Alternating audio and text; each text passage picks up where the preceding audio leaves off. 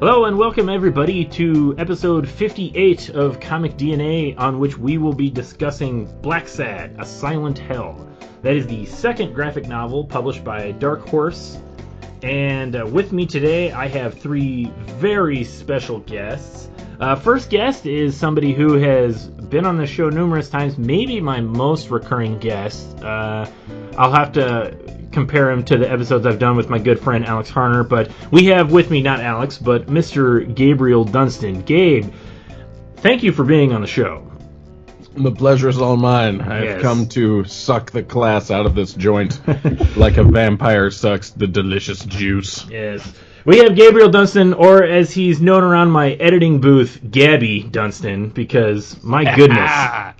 Your 1 hour episodes are no match for my 3 hour rants. The last episode we recorded, which was not too long ago, about Evan Dorkin's Eltingville Club, he and I sat there and talked comics for maybe 3.5 hours. I can't believe it went so long.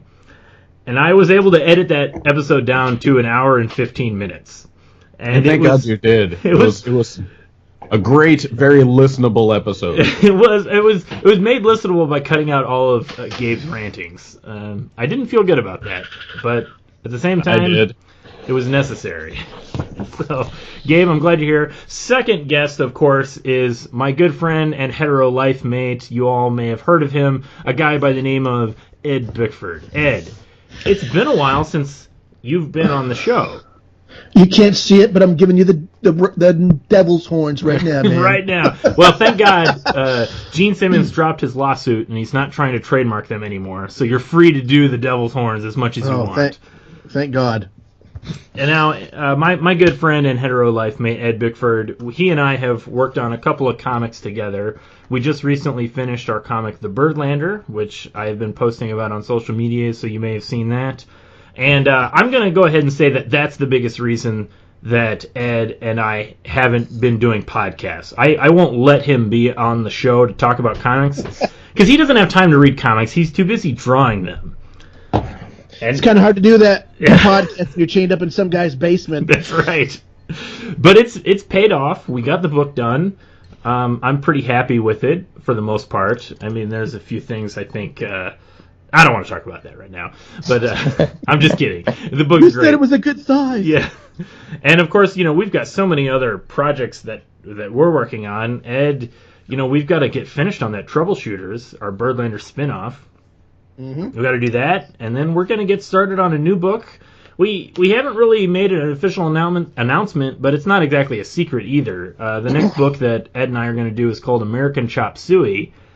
And it's something that Ed has been doing art for and sharing it on his Facebook and Twitter and everything else that he does on the internet quite a bit. I'm pretty excited to do it. And I got to say, Ed, I have to assume that after reading Blacksad, you have to be like completely gung-ho to do American Chop Suey. Oh, yeah, totally. Oh, yeah. American Chop Suey is going to be a talking animal comic. And if you know anything about Blacksad... I think Ed's art and Ed's character styles will be very much in line with what we see in this book, Blacksad.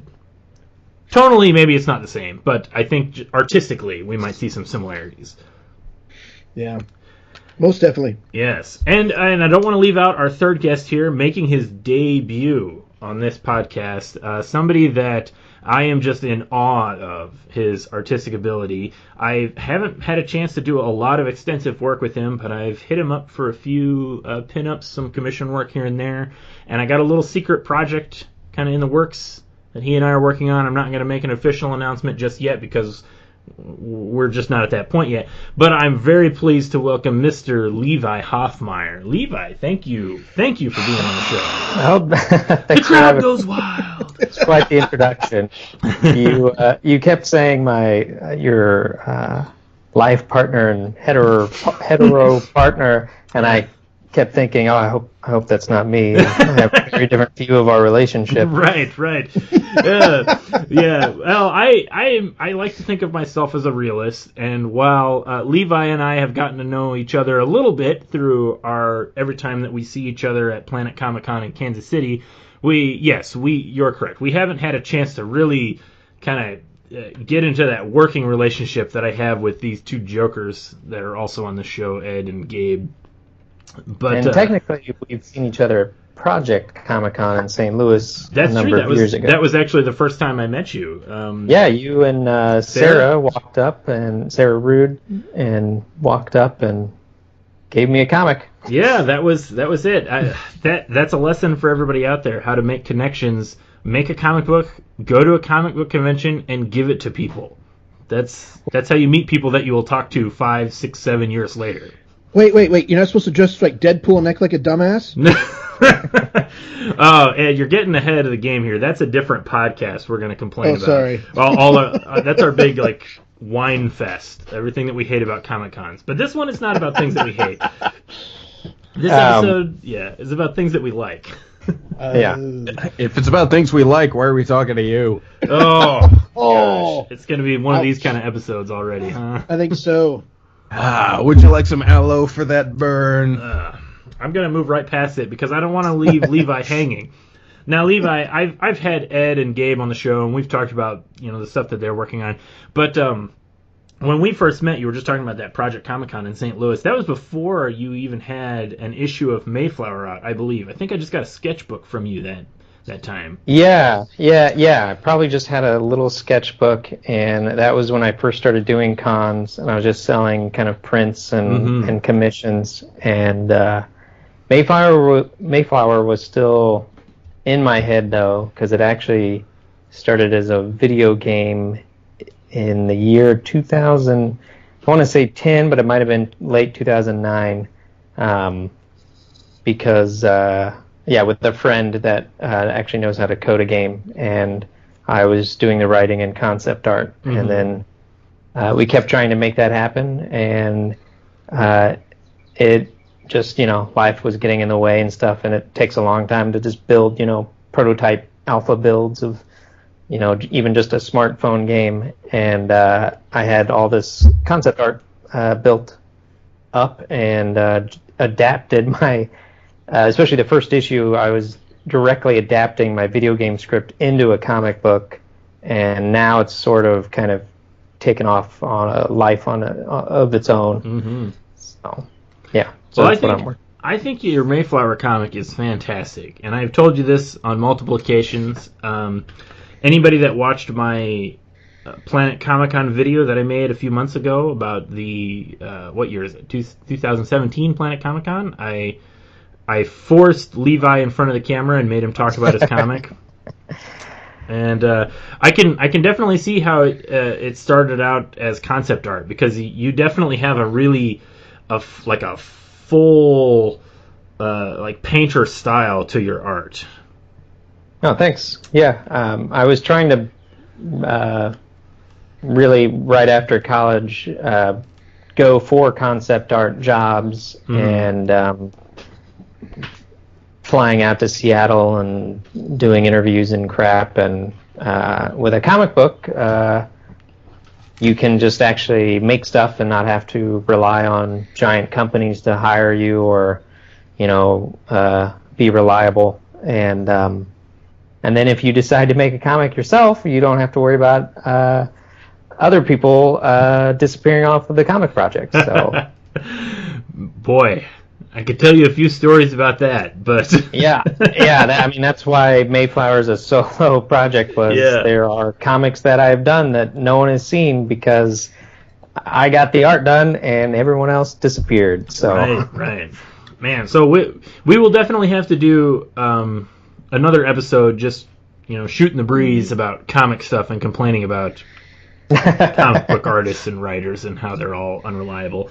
But I have a feeling that all three of you probably have a lot to say about Blacksad, particularly the art. And I'm really excited to talk about this book with three, I would consider three unique and three different artists, but you're all artists that I respect and appreciate.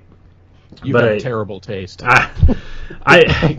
Gabe, that's a little asterisk there. I'm really referring to Ed and Levi. You just kind of got grandfathered in. All right, fair enough. No, but I'm very happy to talk about this book with three accomplished artists, because I do think that the art in Blacksad is one of the biggest selling points of the book. Now, for anybody that may not know what we're talking about, we are talking about a book called Blacksad, which is a talking animals comic. Anthropomorphic. Yes, exactly. It's anthropomorphic animals, and stylistically, it's just like a straight film noir setting. So it takes place in 50s America, and it's about a private detective named Blacksad. And this particular book that we're talking about is the second book, A Silent Hell. Now, I actually did an episode on the first graphic novel put out by Dark Horse. Must have been years ago, back when I was doing this podcast with my good friend Luke Thompson Moritz. And I was like, I'm just looking at it's the fourth episode I did of this podcast, episode number 4, and we're on episode 58. We're finally getting around to Blacksad 2. Now, well, I think it came out pretty. It takes a few years for these books to come out, so that may be fitting. It does. It's also worth saying it's the second book that Dark Horse has bound in a hardcover. This is something Correct. like the third or fourth story. This is actually the fourth story. Yeah, the first Dark Horse hardcover collected the first 3 books. Oh, okay. And this is the fourth book. So everyone did get the hardcover then? Yes, definitely. Yeah, the first Blacksads I read were softcover translations, but the ones that I own are the hardcovers.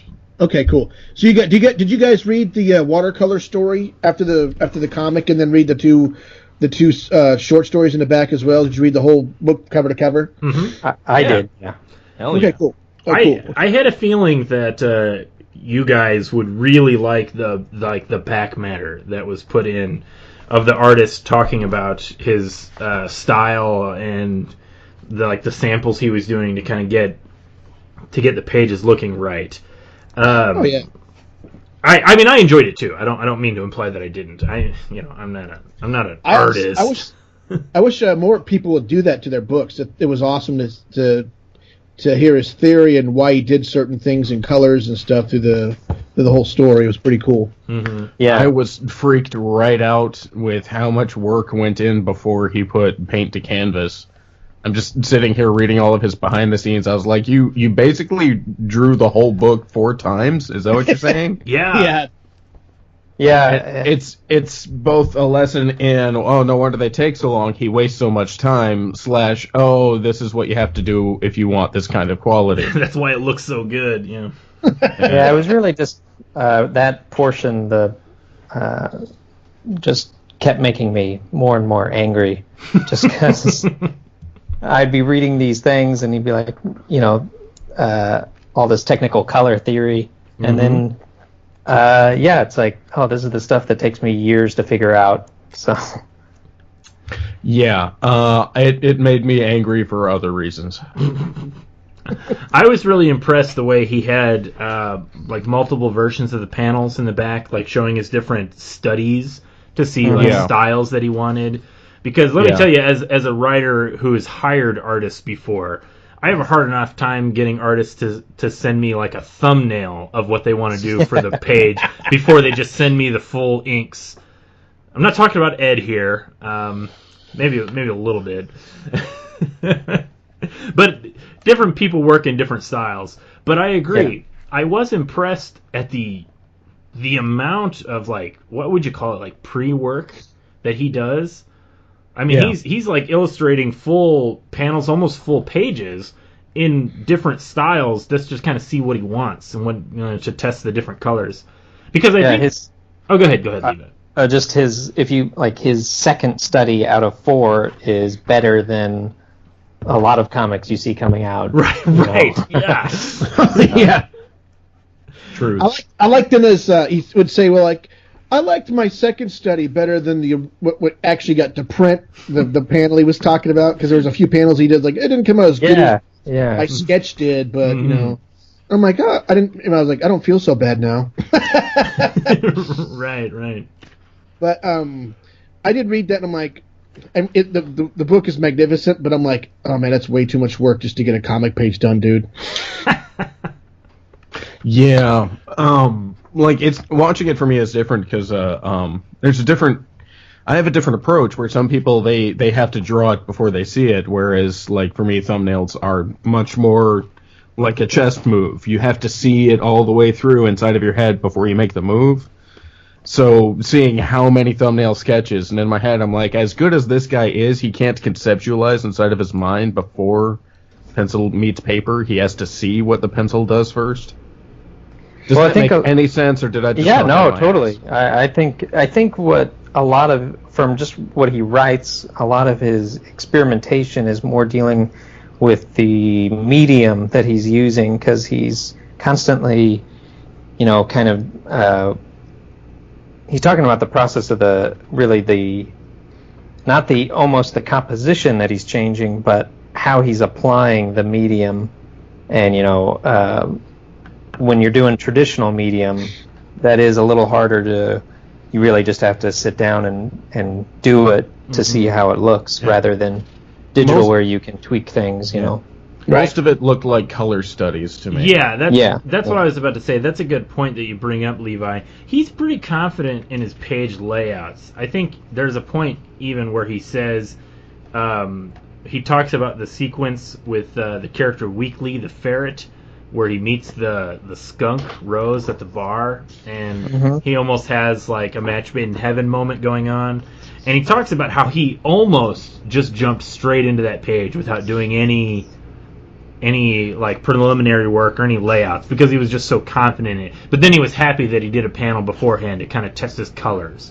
Because I think the important thing to point out too is part of what makes this comic so beautiful, and like what the art is so great, is that it's fully watercolored.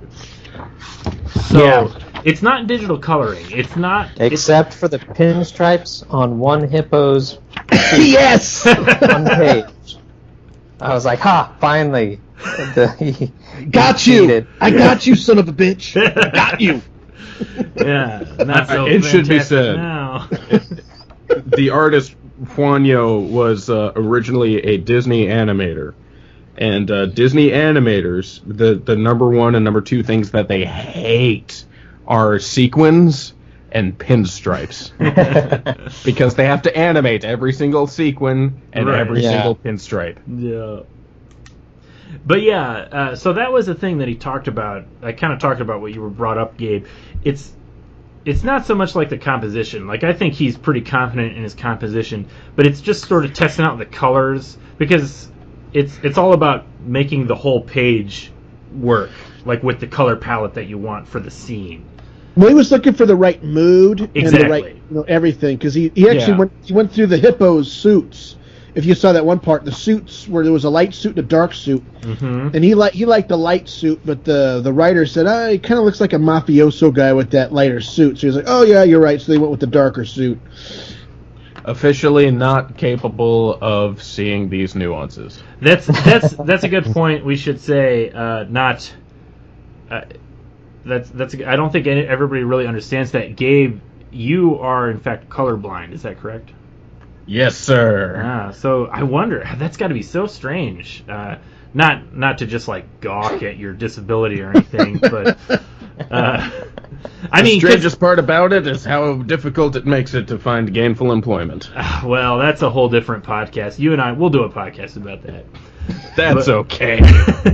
He's so patronizing. That's okay. We'll do a podcast about that later. We'll talk about it. No, it is interesting to bring up though, because I think that one of the big selling points of this book is the watercolors.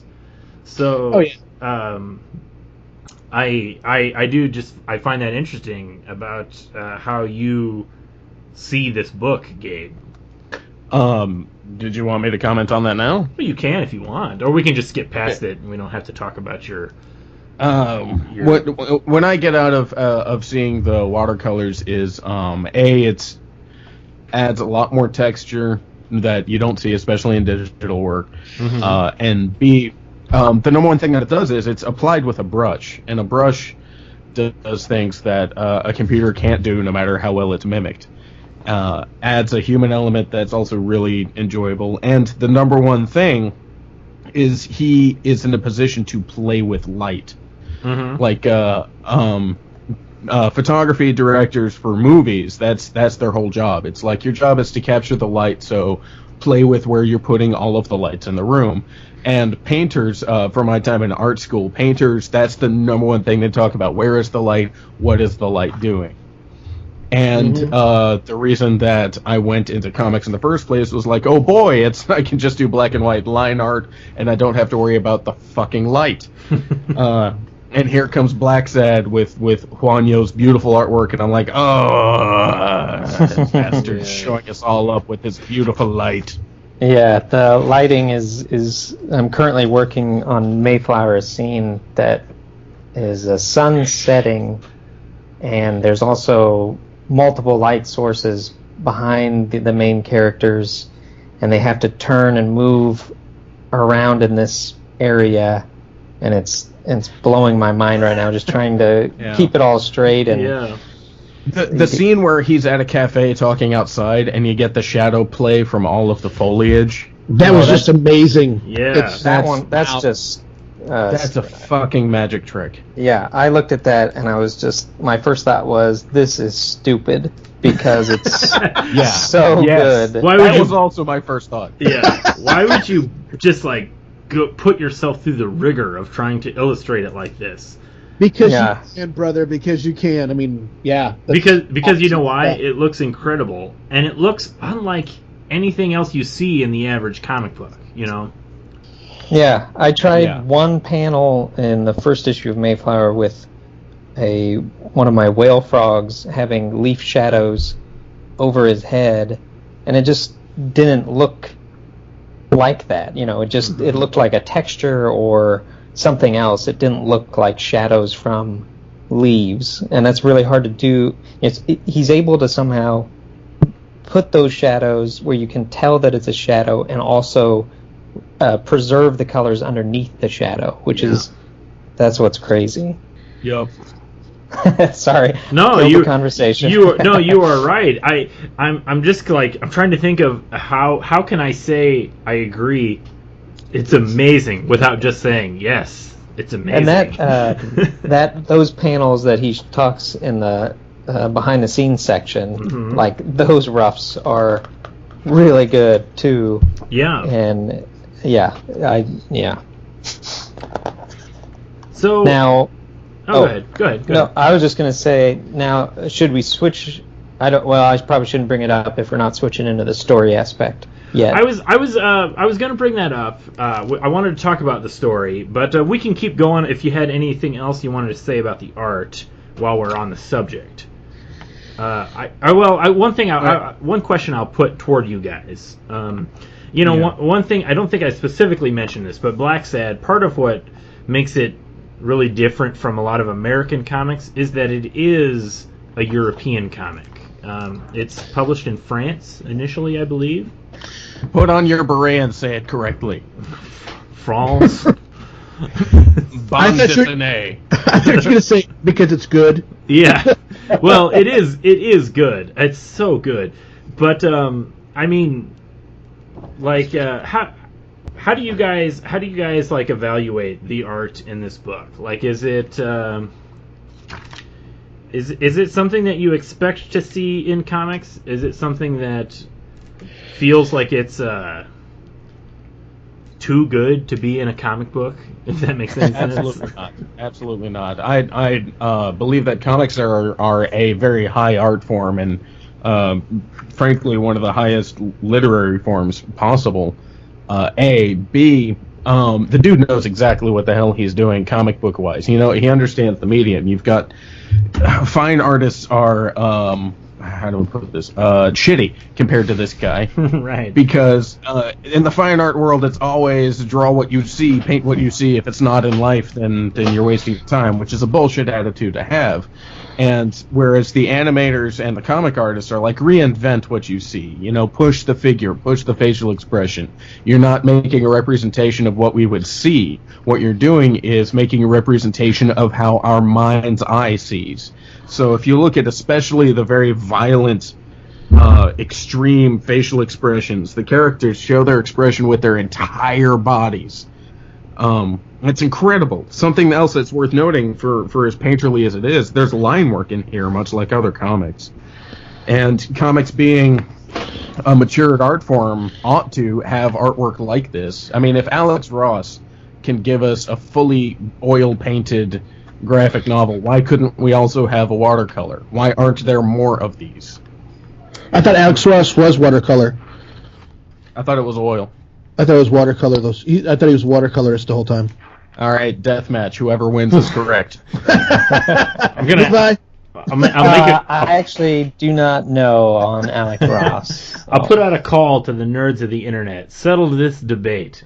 I'm not going to do it, but somebody. Yeah, to talk about the difference between American comics in general and the European market, and this is, I think, a really good example. This is a really good example of, not every European comic is this good, but their methods, I think personally, allow for higher quality to come about and more experimental comics. I mean, if you look at the Mobius comics and stuff like that, all these weird sci-fi, it's whenever I see a comic and I'm like, oh, that's actually looks different than the usual thing, it always turns out to be like a French sci-fi comic from the 70s. So, or it was published in France, but it was from some other expatriate. Wasn't Mobius also a Spaniard?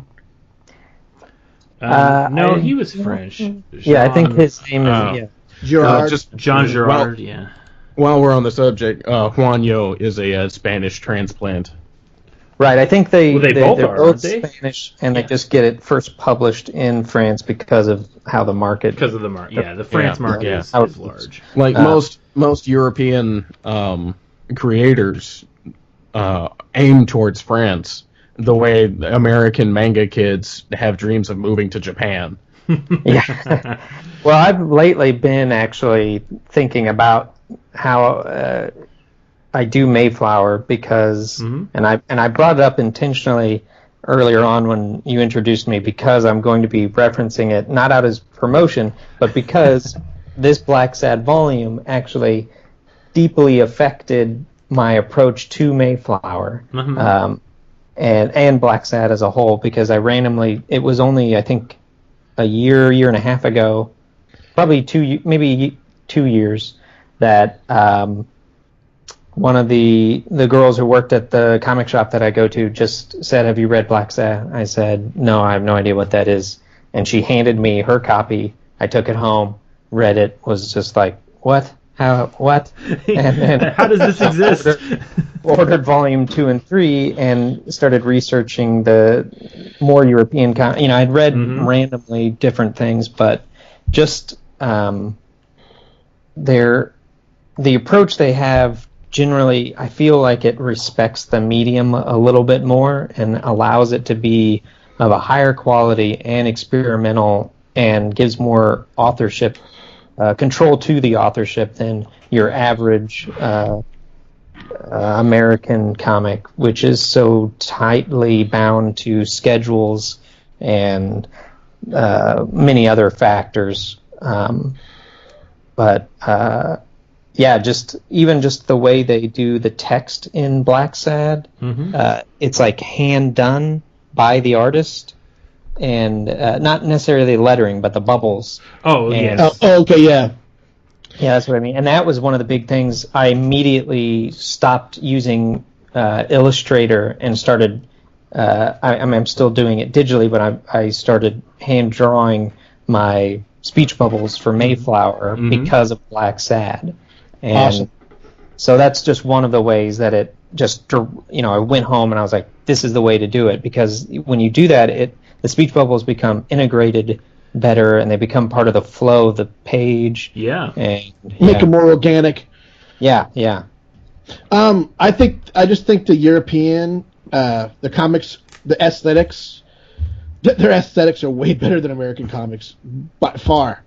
And like we talked about the sci-fi stuff, I agree. And when you get European and and Asian sci-fi, you never know what's going to happen. If you get American sci-fi, it's the same cookie cutter spaceships and just regurgitating Star Wars and Flash Gordon and Star Trek, and it's all the same BS.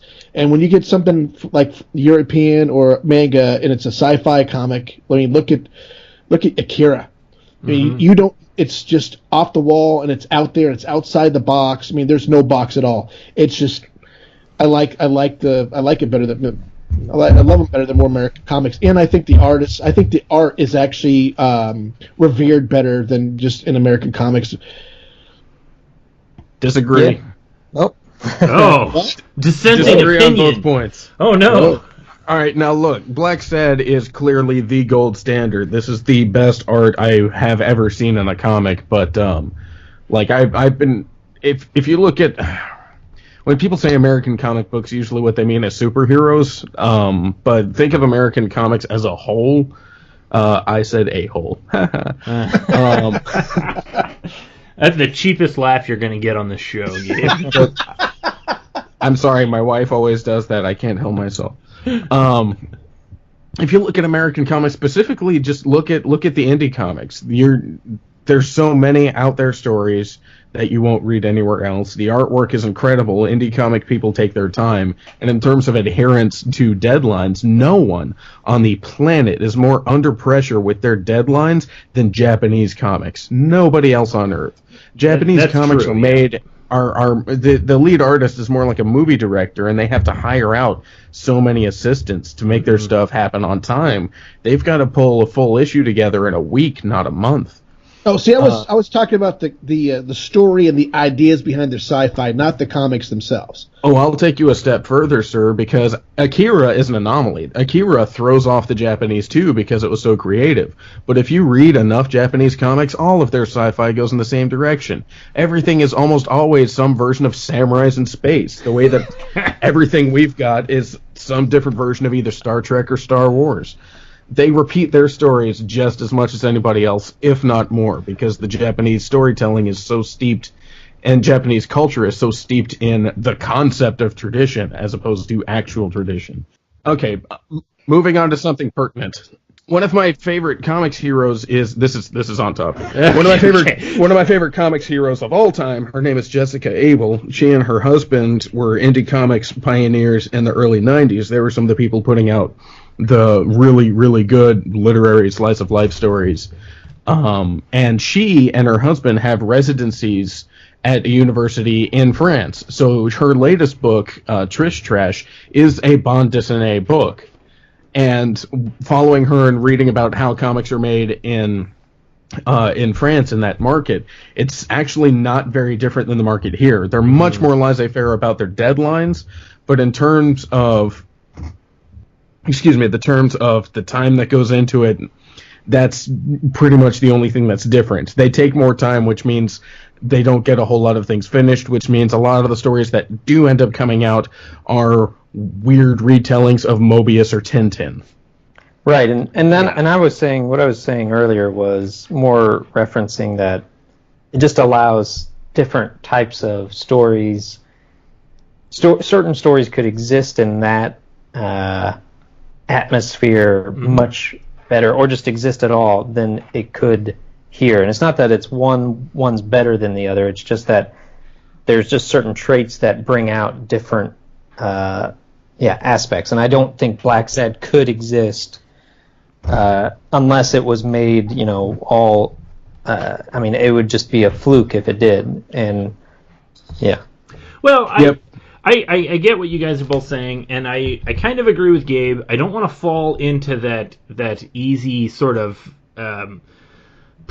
easy simple praise of foreign markets to just say like everything that they do is great because it's different than America. When in reality, all you've read is like the 3 best books that they've ever made in that country got shipped over to America, and you've read that and you think everything over there is great.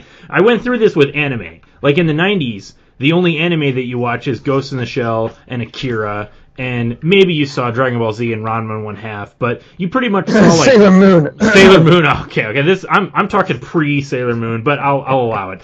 But basically, the point I'm making is you see like 3 movies and you think these are all incredible, and then in like 2000, 2001, the floodgates open up and they just start shipping every single anime over into America, and suddenly you realize, oh, it's not all like cream of the crop, top tier stuff. That's just the only stuff that they were sending over here because that was the good stuff. And then suddenly you see the whole market.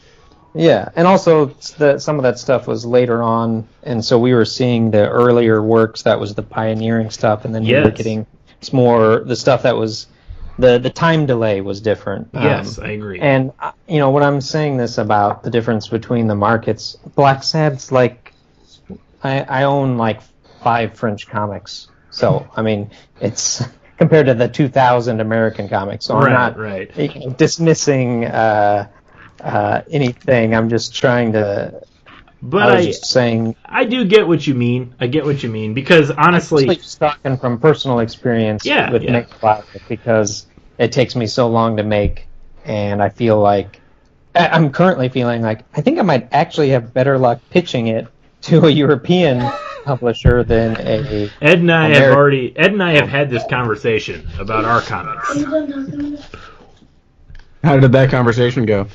It ended with frustration because we ultimately don't know how to get in touch with any European comic publishers because we're American. Well, on your email, just say add O to the end of each word, and then.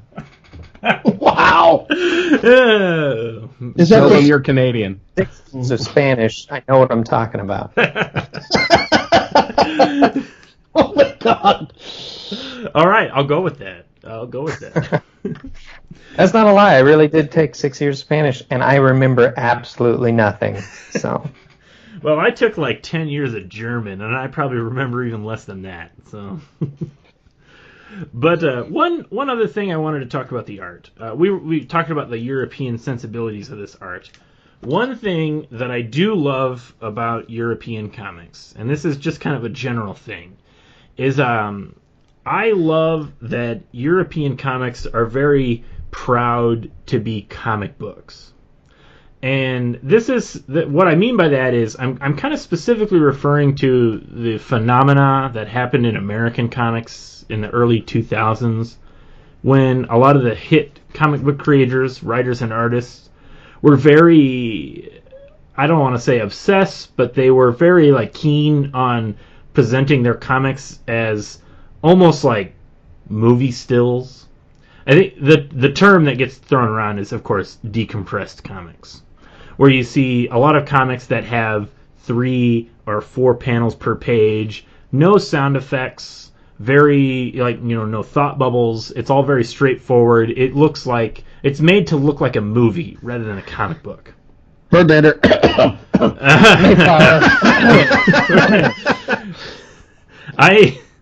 We're not going that direction just yet, Ed. But I was just so much regret when I started Mayflower and made the decision. No thought bubbles or narration at all. Yeah. What? Come on. Even don't throw away your most valuable tools. I think. Well, I did. I should point out. I don't think there's anything stylistically wrong with that. It's all about what kind of tone you want to create for your comic, and it goes beyond just. Do your characters have thought bubbles or things like that? Like looking at Blacksad, what I love the composition of the pages, and I love that you have pages that can feel so full. I mean, you're talking like 9, 10, even more than that panels per page. Like the pages are absolutely full, and yet it still feels like there's a lot of motion on the page. Like it doesn't feel like static images, like I think a lot of comics do. Agreed. Yeah, I think so. His painting is great, but if you ask me, the best part of this guy is his composition and his figures. Mm-hmm. Of course they do because he was an animator, but all of his figures are animated. The character acting is amazing. Yep. Yeah. Yeah, that was one thing I was disappointed actually in the behind the scenes section. I don't remember what it's exactly called, but that section didn't really go into layout at all. Right. And I was wondering if he was actually making each panel. I mean, there's a few pages that he shows the full thing, some of the big splash pages, but I just wonder if some of these pages he does panel by panel and then assembles later. I really am interested in learning some of that because his page layouts are really, really good. That was another big thing that influenced me and made me really just looking at other comics, and that's the main thing in the last year. I'm just staring at layout and flow. Yeah. I recommend Bone. Oh yeah, Bone. Yeah, for sure. Layout and flow, man, and black and white. Yeah, he's great. Yeah, I tell you what, man, the character designs that this guy puts for his extras, these are people who will see for 3 panels on one page and that's it, and those character designs are stronger than most every other book on the market right now. Yeah. With the exception of I Hate Fairyland, I would put any of his throwaway extras against any Image book out right now. The pages are definitely fully realized, and he really does give everything to every page. Like, every scene feels fleshed out. For example, everyone here read the first book, right? Mm-hmm. Yeah, I did not. Okay. What? I'm sorry. There's one scene where Blacksad is in a room and a guy is angry that there's a xylophonist and not a saxophonist.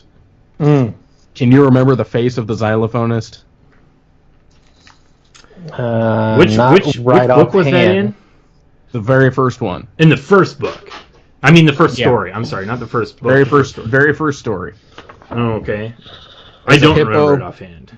You don't? Man, damn. It's been a little while since ruins I read my point. All right, we're gonna.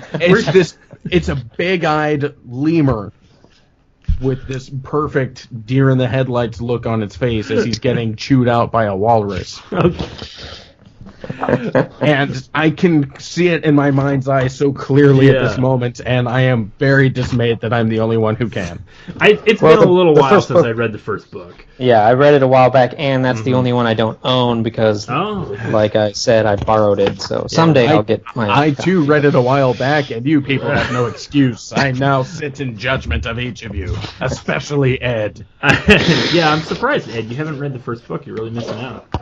I know, but, the other thing that stuck out to me in this book, though, is he was talking about the background characters, is the story being told, and then when they're seeing, what's the old goat's name?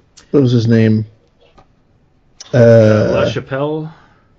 Yeah. Yeah. When they're seeing him, and the witch doctor lady is there, and in the background, Weekly is touching her little dolls or whatever on the little cart. Yeah. In the background, in the next panel, she's reprimanding him when Blacksad's talking to what's his face, to the goat guy. Yeah. That's huge. In a stage play, the number one direction is, hey, all of you extras in the back, act like there's a reason you're on the damn stage, and have a follow through. And he's treating all of his characters with that follow through. It was. I saw that made a huge impression on me. I was like, yes, thank you. They're just not static, standing in the background with a blank stare or whatever. It's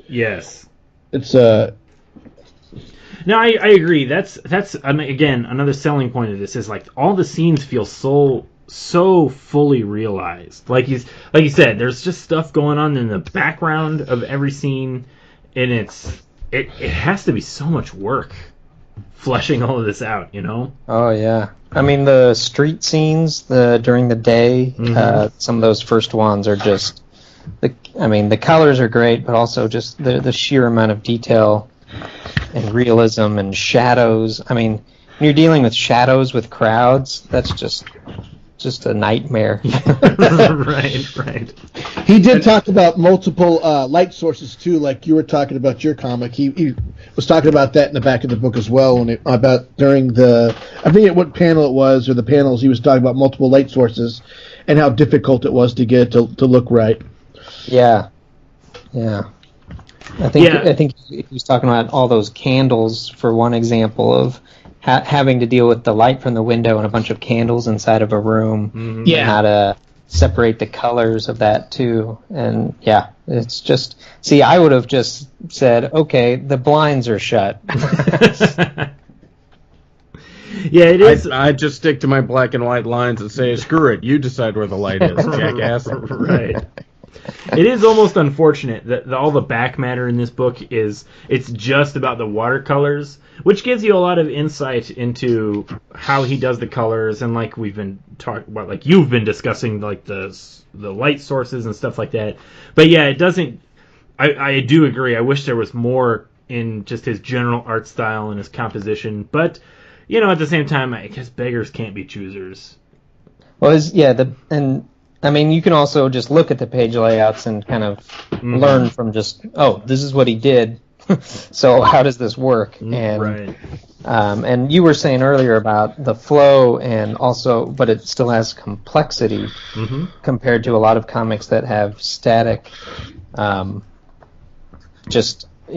he does a panel that doesn't have a background, it's done for dramatic effect. Right.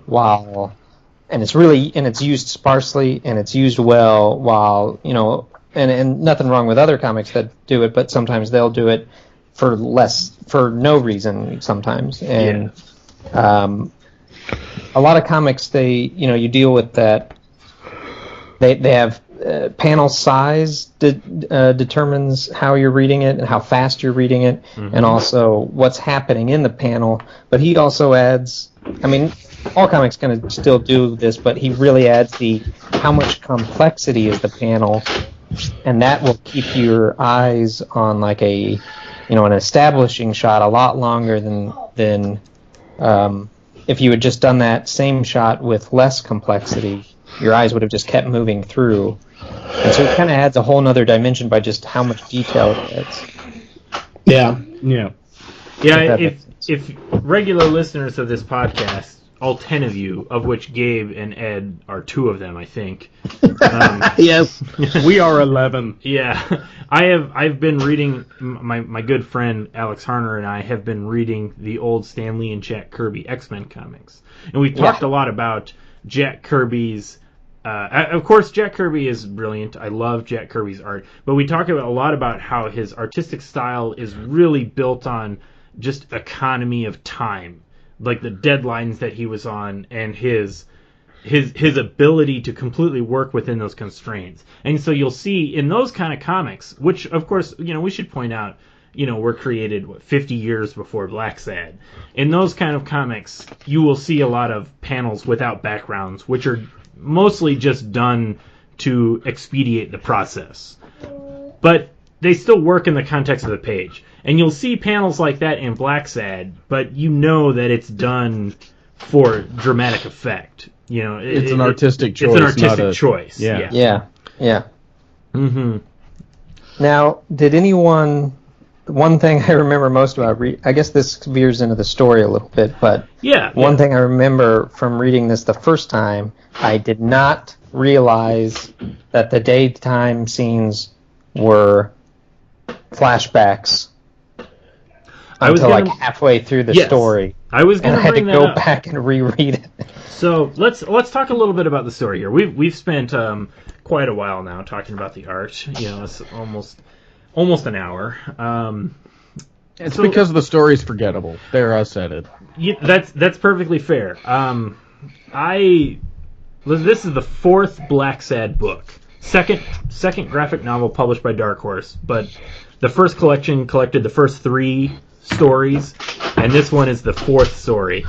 And I will agree, I will concede that this is not my favorite of the stories. I think that it feels a little disjointed, and it can be a little hard to follow. And as Levi just brought up, it took me, it wasn't until like my second read that I realized that the daytime scenes and the nighttime scenes were like the daytime scenes were flashbacks, because you had that it was the specific scene where where Blacksad is visiting La Pachelle at his I guess it's his house, where the witch doctor is performing the ceremony on him, and Blacksad's talking to him, and he's talking about how, La Pachelle's son asked him to quit, and he says he's going to keep going with it. And then there's that narration. It's page 35 in the hardcover. If you're looking for the actual page, it's the narration, the Blacksad narration, where he says Mardi Gras ended 2 days earlier. Yeah. But I was getting the feeling that people in this city wore their masks all year long. And then the very next page is the guy that goes to give the drug dealer the poison drugs, and Blacksad sees him and chases him into the Mardi Gras crowd. Now, the first time I read that, I just sort of kind of glossed over it. I will admit, I must not have been thinking very clearly. But the second time I read that, I was just like, wait a minute. Like, 2 pages earlier, he said that Mardi Gras ended, and that's when it all clicked. I was like, oh, this is a sequence that is out of order. The story is told out of order. It's almost, it's hardly the first story to be told out of order like that, but it's done in such a subtle way. It's very subtle, yeah. It caught me off guard. I didn't notice until someone was alive again. Right. And I was like, wait a minute. Wait. Yeah, which, the reason we talk about the art is because, all the private detective stories, when they were popular, were dime novels, and they were just throwaway stories in magazines. Mm-hmm. And even when they were movies, they were a dime a dozen. And so you've got what is essentially slightly unique, but every other private eye story ever told, but told in a beautiful way. Yeah. A friend of mine, well, I shouldn't say a friend of mine, I should say my good friend Alex Harner, who I've referenced 4 times now in this episode. It's very strange. But my friend Alex, he actually had said to me once that Blacksad is way better than it deserves to be. How do you guys feel about that? I get it. It's the gold standard because there's so few comics that are even close to this amount of effort put into it. Mm-hmm. And the amount of comics who put this much effort should be legion. But what's worth mentioning is that there are 4 hardcovers. Mm-hmm. And this particular hardcover, half of the page count is the behind the scenes. Now, these 4 hardcovers represent Juanjo's work. This is his body of work, and you can hold it in one hand. So the reason that there's not more comics that are this hard and take this time is because they're hard and they take time. Like Bone, for instance. Bone is another one where it's the comics version of Moby Dick. It's a brick. It's huge, and it's wonderful, and it's a complete, actual gosh darn novel. And it took 12 years of a man and a woman's life. Mm-hmm. In a panel discussion, Jeff Smith said, Vijaya and I had Bone instead of children. Well, hey, Ed, you doing okay, man? Who? There's a little sound bleeding. I think you're sawing something. Oh, no. Oh, sorry. No, I'm good. All right. It's okay. Hearing many noises coming out of Ed's end. Yes. Well, I think, just to keep things on track here, I think that what my friend was referring to, and I kind of agree with him on this, is that, we've spent the last hour talking about the art in this book and have barely mentioned the story. And I think it's fair to say that the art is the biggest selling point in this kind of a comic. I would agree that I think that while the art is more important than the story, I am impressed by the writer, whose name we have not even mentioned, Juan Diaz Canalez. Gosh, I'm just going to play... 6 years of Spanish, not helping here I'm going to play ignorant American on this one, but I'm going to call him Juan. Juan's story, I am impressed at his ability to, completely capture the perfect tone of film noir. There's no without it being cheesy. Yeah, exactly. Like, it feels so honest and so true to film noir. Clearly this book was made by two people that enjoy film noir, and not just movies, but books also. You know, like classic Raymond Chandler novels and classic Humphrey Bogart movies. And so while I feel like, you know, we spent a lot of time talking about the art, which I think is the biggest selling point, I gotta say I don't think it should be ignored how well the story flows and how well the story hits all the right little notes. You know, I will say that I don't want to call it perfunctory because I don't want to sound dismissive of it, but I do think that it takes a backseat to the art. I don't know. You guys agree with me on that? I think it should take a backseat to the art. There's a difference between a competent writer with a competent script and a phenomenal artist with phenomenal art.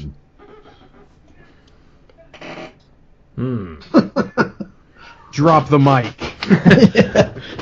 Podcast's over.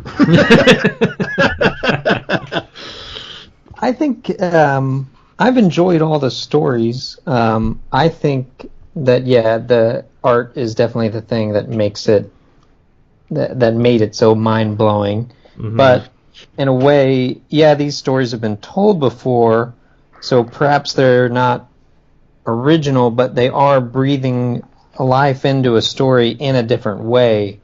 And that, to me, anymore is just as important as whether the story is different from a story I've seen before. I'd rather no, I don't know if I don't need to make it an ultimatum, but I think that Blacksad creates a world, and the stories in it might be stories that have been told before, but that world, I think the writer and the artist both helped create, and it's that world that really is the story in a way. I'm gonna sound, at least the story you remember. Yeah, I'm gonna sound maybe a little defensive. I'm going to take the position of the only writer in this group. Now, I know you guys are all writers / writer artists to some degree.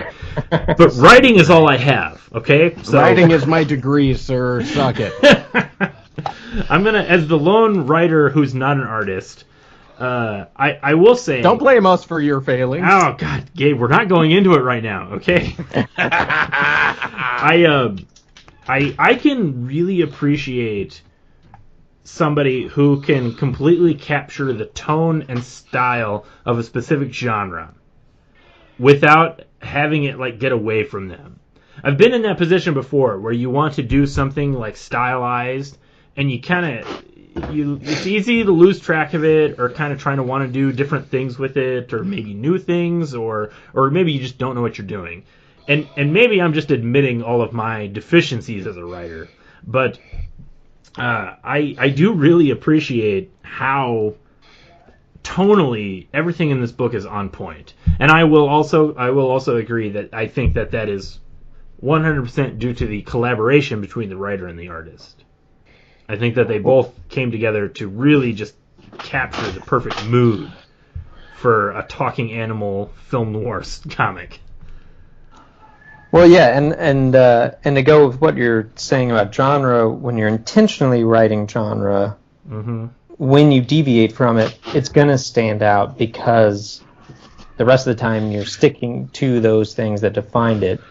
And so, they don't do that. Yeah, right.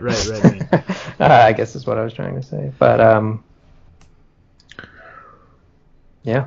I do think that the story in this one didn't quite. I think I kind of mentioned this earlier. I thought it was a little more disjointed than the previous 3 volumes. I think that the first 3, personally, I think the first volume, which is the first 3 stories, is the best.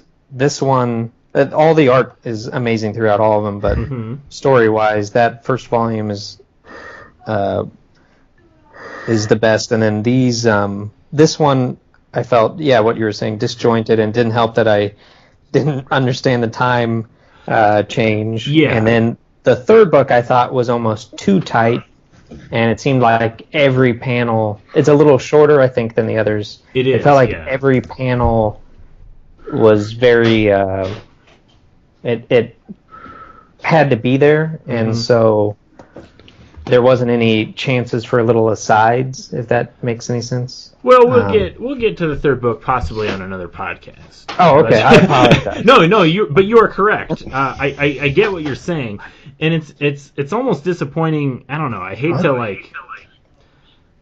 to go there, because I love this book so much, and I love Blacksad, and I hate to admit that it almost sounds like what you were saying, Levi, and what I'm kind of agreeing with is that as the book progresses, each story it feels like it's kind of diminishing in quality. I don't think it's diminishing in quality. I just think that it's it's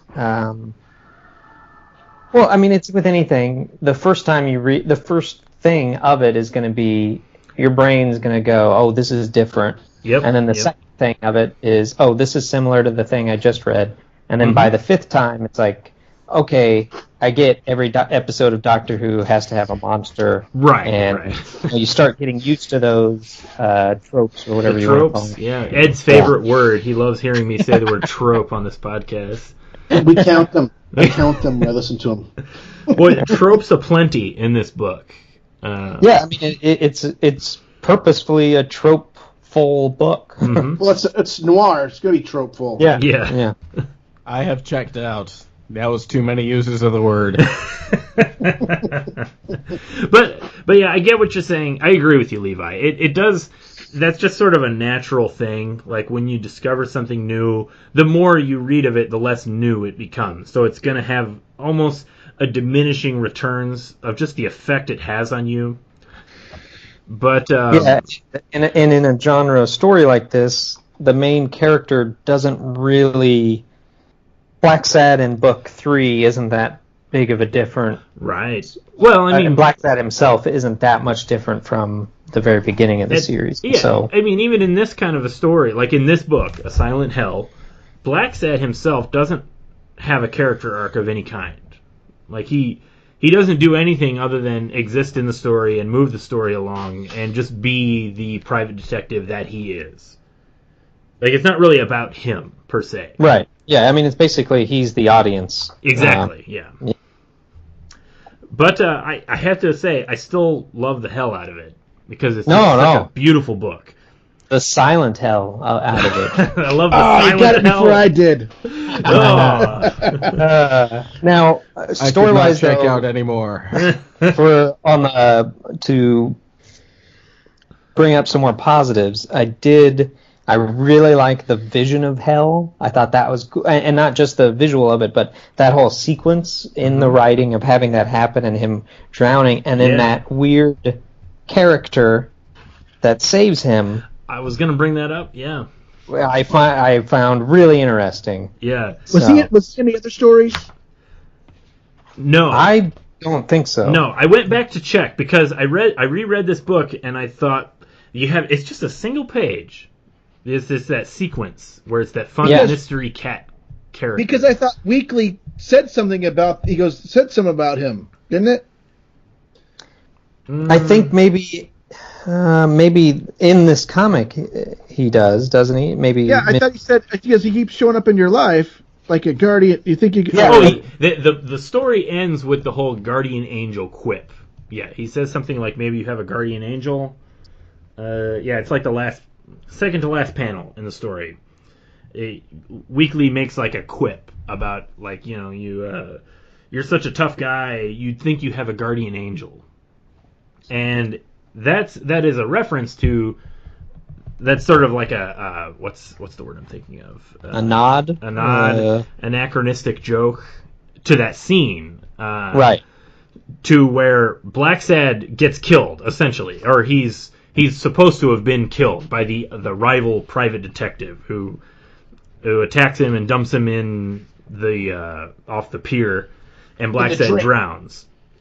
And then, as Levi brought up, he has that like surreal sequence, like vision, which is the only 2 pages in any of the, I believe, in any of the books that go full bleed, which I think is really interesting. That is interesting. Every other page has the white bleed except for that 2-page sequence. You are correct. Yeah, and I totally ripped that off. And the issue of Mayflower I was working on when I read this, there's a 2-page scene where they go underwater, and when that happens, I switch all my margins to black and then go full bleed, which was just a complete direct steal of that.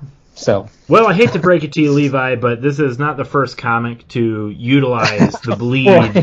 I know. I'm just saying this is where this is directly where you got the idea from. Burn! Well, but what I'm saying is though that he uses the bleed. Correct. Yeah. As a overwhelming. He's drowning.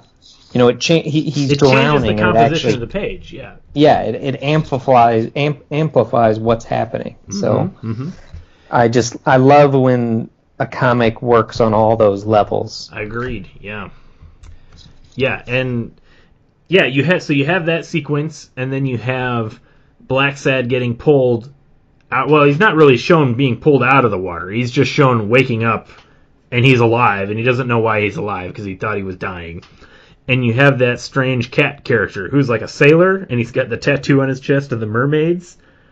Which go ahead. Sorry, but also which brings up something that I think is really cool about these, at least collected editions. The end papers of Volume 2 is another shot of that character, I believe, with a young Blacksad saving him. I might have missed that. Maybe that's what Ed was referring to. In the end paper, like the in between the cover and the final page, like the grayed out art. I'm looking at the. No, you are correct. This is very strange. Okay, so the back cover, it's the back cover, the last page and the back cover. It's upside down. At least it is in my printing. Mine is not upside down. Oh man, maybe mine's weird. Maybe I got a misprinting. Or you might have a collector's item there. Whoa! And not to jump too far ahead, but mine is also signed by the artist Juanjo. Shut the hell up, Aaron. The first printing of this book by Dark Horse, mine is upside down. The back printing. So yeah, if you flip it over, yes, you have a picture of the tiger in the wife beater with the tattoo showing, and yes, he has what looks to be a young kid version of Blacksad, wearing tennis shoes and jeans, and it looks like he's carrying. I didn't think that was Blacksad. I thought there was the orange cat guy that was I don't know. Well, it is the orange cat, but he's carrying young Blacksad. No, the young kid. I thought that was the trombone player in the band. I think so. Yeah, I thought that was him, but I guess I could see that being Blacksad. I mean, or even if it isn't Blacksad, it's still I think character. A really neat, subtle something that gets my brain working, it doesn't lead me anywhere. But yeah. No, it's neat. It's a nice little nod, and if I remember the first. They do that a little bit too. I think in the first book, between the stories, since I don't own that one, I can't be for sure. But they have these grayed out pages between the 3 different stories, and they're not from the comic itself. I think, like in one of the stories, he says he's going to spread a character's ashes, and then in that dividing page of grayed out art is a shot of him spreading the ashes of that character, and it's not included in any of the stories. And I think that's a really neat thing to do, using your dividing pages to tell little subtle storytelling things. No, I agree. Yeah. All right, I have a few questions though. All right, lay them on us. So the guy in the red cape. Was that Thomas? Thomas, the son of La Chapelle, the son of the old goat, Faust. Faust, yeah, Faust La Chapelle. I think that was his name, La Chapelle. I'm saying it wrong. That is that's a good question, because this kind of gets into what I say about how it's this story is not quite as clear as the others. Okay, so I was like, maybe I'm just dumb. I was like, who is that guy? And it didn't seem like they came with the conclusion. I was like, or maybe that was their impression is you're supposed to figure it out yourself instead of doing I would have got away with it too if he wasn't for meddling kids or something like that at the end. Well, there was a couple of red herrings throughout this story. Like at first I think you were meant to think it was Thomas, the son. And then I thought the implication was that it was Faust, the older one. But am I reading that wrong, or do you think that is there supposed to be like a true reading of that? I don't know. I was looking at the beginning of the first page where the person's grinding up all that stuff, and the very first panel that he's got the chin, the chinny chin beard thing. It's not all scruffy. It's all smooth and slick, like Thomas's. So that made me think it was Thomas. And only that, if you think about it, Thomas was neglected because of Faust's involvement with trying to take care of Junior and all the other bandmates, and so he didn't really have his father. So I figured that maybe he was poisoning the what's the dog's name again? Little Hand Fletcher. It was he was poisoning him to kill him so he could have his wife. Well, the thing is, though, is that Faust, the older goat, he does have the chin. He's got the chin whiskers. Yeah, but it's not as sleek and as smooth and as groomed as his son's. It's tough to say. I thought the implication was that it was the older La Chapelle, Faust. It was Faust. That's my reading of it, because he was the villain all along. That was kind of the twist, was that he was trying to kill off the blues musicians from revealing the secret that he was the guy. It was him because look at his hands. His hands are all. They're old and feeble. Yeah. And Thomas's hands are all nice and smooth. So yeah. That was my thought. Yeah. Okay, and the other one is Blacksad white or black, because when they went to the bathrooms, they had a white or black bathroom when he tries to rescue small hands or small fingers. Mm-hmm. He looks at the doors, and I'm like, so is he black or white? Well, that's actually, as somebody who hasn't read the first book or the first three stories, that's actually something you're missing out on, Ed. That's something that's left ambiguous. Yeah. Well, it's actually implied that he's mixed. He's not because of the white patch. He's not considered black enough. Right, exactly. Oh. They actually did a story about that, about how there was like a black supremacist group who didn't like him because he wasn't completely black, and they were going to paint over his white spots, and then he got in a fight with them. But that's about the first book. Yeah, if you had read that, you'd have known that. And gosh, and that was a part of the assignment. That's fair enough. It wasn't. You're missing out on polar bear Nazis. That's right. Yeah, and all the pedophilia red herrings. Oh gosh, I don't mean to spoil it, but now I don't believe they're actually in a book like this they should literally have a red herring character. You could so easily do that. I'm saving that idea for one of my own comics that I'm going to do at some point in the far future. That from this podcast to protect it. Yeah, that's right. I do. I need to edit that right out. Because the Blacksad authors may be listening to this, although they probably turned it off after 20 minutes of saying the writing was not. Oh man, we're terrible. But no, I love this book. You got to give credit to so much of a writer is the initial premise and pitch. Mm-hmm. Agreed. Yeah. He had to say, okay, I want to do a Disney, cartoon, but with polar bear Nazis, because that wasn't going to happen with Disney. As a writer, I'm going to go ahead and agree with that. Gabe and I can argue about this for 3 hours, but writers do way, way more work before anything is actually put to paper. And that should not be discounted. Gavel struck. End of discussion. Allow me to rebut.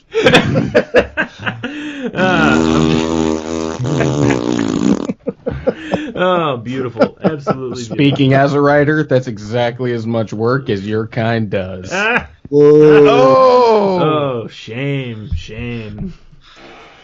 But to get back to this book, and to not to have too many jokey asides, I love this book so much, and I've recommended it to so many people. Like, I do think that this is the kind of book that you can recommend to anybody, because I do think that film noir is something that the average reader understands, even if they don't, like, they're not an aficionado of film noir, they don't really watch film noir, but they get it, because it's used in pop culture all the time.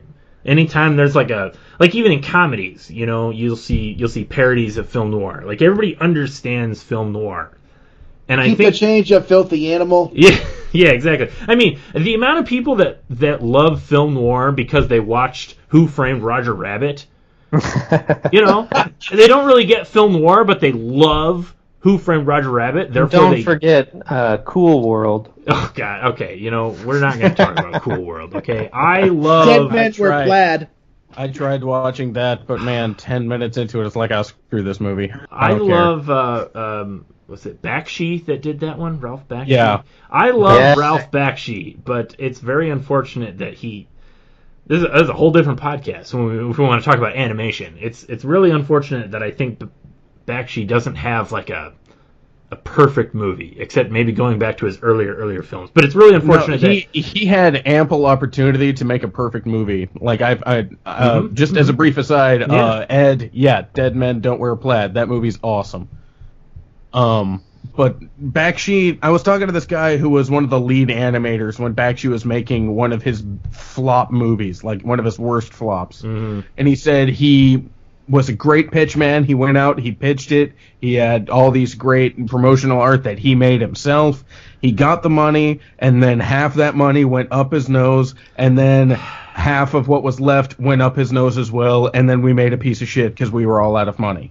See, I've only heard... That's what happens to most of Bakshi's movies. I've only heard anecdotal evidence to that effect, and I'm saddened if that is true, because I'll just say this, I can see it in his films that's what happened, because I can see the spark there. I want to like it, but it always ends up not great.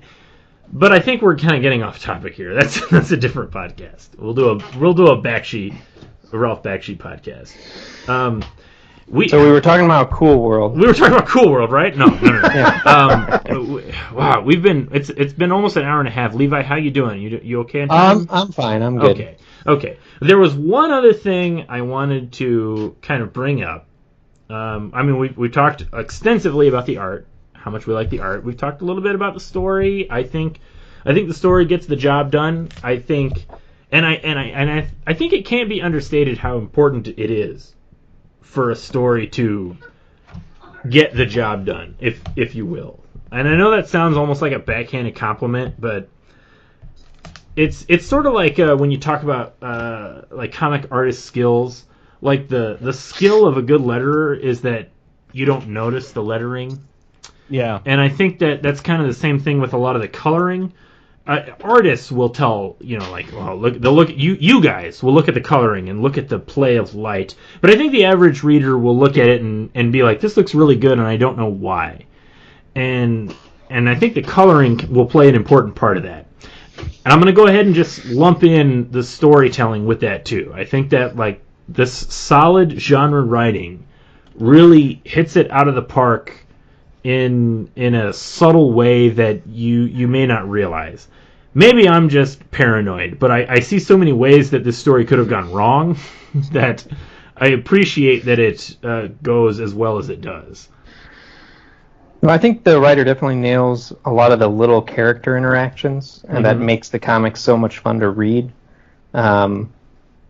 Even if the overarching stuff could be said as, derivative or whatever, the little character moments, especially with the Fox reporter whose name I can't remember at the moment, but he's a ferret. He gets just his little interactions with everybody, and like what was mentioned earlier, even in the background, nailing that stuff just makes it so much fun. So you got to give the writer, I think, credit for that. I agree. But one last thing I wanted to talk about And this was something, part of the reason that it's taken so long to do this episode on Blacksad, A Silent Hell, is that I have been just waiting and waiting and waiting to get the right group of people to do it. And I've been planning this episode for at least 2 years now. And I'm very glad. Some people plan out their careers. Some people plan out the perfect murder. Yeah. But what's hard about this is you planned this out before I had read the book. Right. So I was planning on doing this episode like 2 years ago, and 5 days ago, I saw Levi post something on Twitter about Blacksad, and I was just taken aback because I was like, oh, of course Levi loves Blacksad. Of course he does. It's a good comic. And I messaged you on Facebook, and I was like, Levi, I'm going to do a podcast. You need to be on it, because I've been looking for an excuse to talk to Levi and to get him to get Skype and a headset so that we can have conversations, because despite being an artist who works on a computer, he doesn't have that. Yeah, I'm also a person who doesn't like talking to people, so no offense. Trust me, I can totally empathize. You know what? That. No offense taken. I don't like talking to you neither. But I say this episode has been a long time coming, because Ed has wanted to talk about this for a long time, because Ed really likes the art, and Ed likes talking animals. Ed likes pretty pictures. And I have not allowed Ed to take time off from drawing the Birdlander for the past year and a half to do this podcast on Blacksad. And I guess it worked out, because now we have Levi to discuss the book. But it was at least 2 years ago. Maybe was it 3 years ago, Gabe? Did we agree? Was 3 years ago? Yeah, sounds about right. It was 3 years ago at Heroes Con in North Carolina. Which Carolina is that? Yeah, the good Carolina. One. Yeah, the good Carolina. I know some political discussions that might disagree with that, but that's again a topic for a different podcast. 3 years ago, Gabe and I were both at Heroes Con in North Carolina, and Heroes Con is a fantastic convention. I really like it. I really recommend it. If you're attending it, it's great. Yeah. I happen to have the worst convention experience ever as tabling a convention, but that's a discussion for a different podcast. There were a lot of at every con or just at Heroes Con? At Heroes. It wasn't the worst. It was worse the year after that. Really? Oh, well, I didn't go to the one the year after that. Even worse than I did. I will say it was one of the worst conventions I've ever tabled at. I'll tell you something else. It happened just recently, and I went as an attendee. I just went on Sunday to catch up with friends and buy comics, and every single person I spoke to, some people had flown in from Los Angeles. Yeah. They're like, everybody told me this was such a great convention. Is this just an off year? And I'm like, no, this is what it's like behind the table. I flew in from St. Louis, and I had a terrible, terrible time. And I'm not blaming you, Gabe, even though we shared a table, and it would be blaming me. It would be very easy for me to blame you. No, I blame myself ultimately. There were a lot of things that were out of my control that went wrong, and that sucks when that happens. But there were other elements. You just have to roll with the punches. But what are you? There were nothing punches. I'm trying to figure out what you're referring to. Did your table catch on fire? You know what? I think it would have been better if the table did catch on fire. No, it really is just a matter of, I just didn't sell anything. Gabe and I could not get anybody to stop at the table to talk to us, except for, a couple of kids that he did magic tricks for. Which was very entertaining, by the way, Gabe. I was very glad that you did that. What did I do again? The coin tricks? You were doing coin tricks? Oh, yeah, that was the last con that I did the coin tricks. Oh, really? Yeah, it didn't go well. Well, again, this is a whole different discussion. All of this is to say that despite it being a very frustrating convention for me to table at, and mostly that just came... Mostly the disappointing nature that comes down to the amount of money I spent to be at the con compared to the amount of money I made at the con. If I lived there and I was tabling at the con, it really wouldn't be no big deal. But there were a lot of exterior elements that went into the travel, and stuff like that. I'll just come out and say it. I hate flying. I hate airports. I hate everything about it. So that was guaranteed to be a negative experience from the start. Even if I made a lot of money. Wait, is that why your comic's called Birdlander? Land that bird! Gosh! No, it has nothing to do with that. All of this is to say that despite the fact that Gabe and I both had not great experiences tabling at the con, I had a fantastic experience as an attendee, just going around and talking to people and meeting artists and writers that I admire and like, and I had a great experience just meeting people. And one of those people that I met was the artist for Blacksad. He was one of the special premiere guests at that year's Heroes Con, Juanjo Guarnido. I had to double check that. He was one of the premier guests. And I waited in line on Saturday. I waited in line for about an hour. I was like the third person in line to get my Blacksad. Okay. I will admit, at that point, I was just like, I'm gonna do terrible at this convention. It had already settled in. I was just like, I don't care about my table. Plus, I had the benefit of Gabe just being like, "Oh, I'll watch your stuff. You go wait in line," which was very nice of you, Gabe. So. Oh yeah, it was so difficult to sit at a table all alone with not damn thing going on. Nothing. So I mean, you're welcome. I waited in line, and when Juanjo showed up late, he was like an hour late to the convention, and as like a compensation for him being so late to the show, he drew sketches in like the first dozen or so people's books that had been waiting in line for a long time. Oh, wow. Yeah, so I got my first volume of Dark Horse's edition of Blacksad with a little sketch in it by Juanjo, and it is pretty sweet. And I also got my volumes 2 and 3 also signed by him. So, despite all of my whining and complaining about it not being a great show for me personally, it was fantastic because I got my Blacksad book signed and sketched in, and that was completely worth it as far as I'm concerned. I think that's how I would describe my cons for the last 4 years. Like, right? Hey, I met this one awesome guy, and I lost $700. Right. That's exactly it. Yes, that's exactly it. As long as you can find that one right person to meet, you'll have a good time. But the other reason I bring that up is because there was an exclusive, I shouldn't say exclusive, but there was a panel by Juanjo just talking about Blacksad, and there was a moderator, and Gabe and I attended that panel and got to listen to him talk about Blacksad, and it was pretty fantastic, I have to say. I found it a demoralizing experience. Well, we just left the table empty, Ed. We didn't care. Oh yeah, no, screw it. Nobody was just like like an honesty jar. Yeah, exactly. Not even an honesty jar.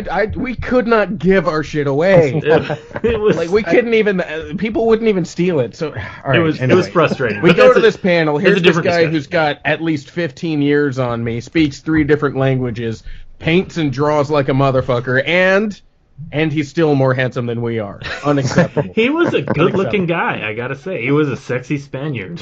And he was funny, and he had that sexy accent. Who was like, "Yes, I'm very suave, but I'm also harmless." I had to say, yes. Yeah, Antonio Banderas. No, but see, like Antonio Banderas is like, "Yes, I know that they have smoldering eyes the whole time." Juanjo, on the other hand, who also has smoldering eyes, is like, "No, I'm a very earnest guy who likes to draw pictures." It's like, damn you, approachable bastard. I'm just like you, Gabe. That's Italian, sorry. Said like Luigi up. But we attended the panel, and I was wanting to do an episode of this podcast like immediately after the panel so that we could talk about it, and it was like, we'll do this, but I decided to put it on hold because Ed wanted to read the book and talk about it because Ed really likes the art, and here we are like 3 years later. And I have to say I'm really frustrated at myself because I had written down a text file, Microsoft Word or something, notes, everything I could remember from that panel. and I seem to have lost that file. I don't know where it happened. I've since gotten a new computer. That file may be lost to the holes of time. I don't know. But there were some fun little things mentioned in that panel. Juanjo talking about this comic. Gabe, you're pretty confident you remember a lot of it, yes? Yes, I was seething with jealousy the whole time. The whole time, yeah.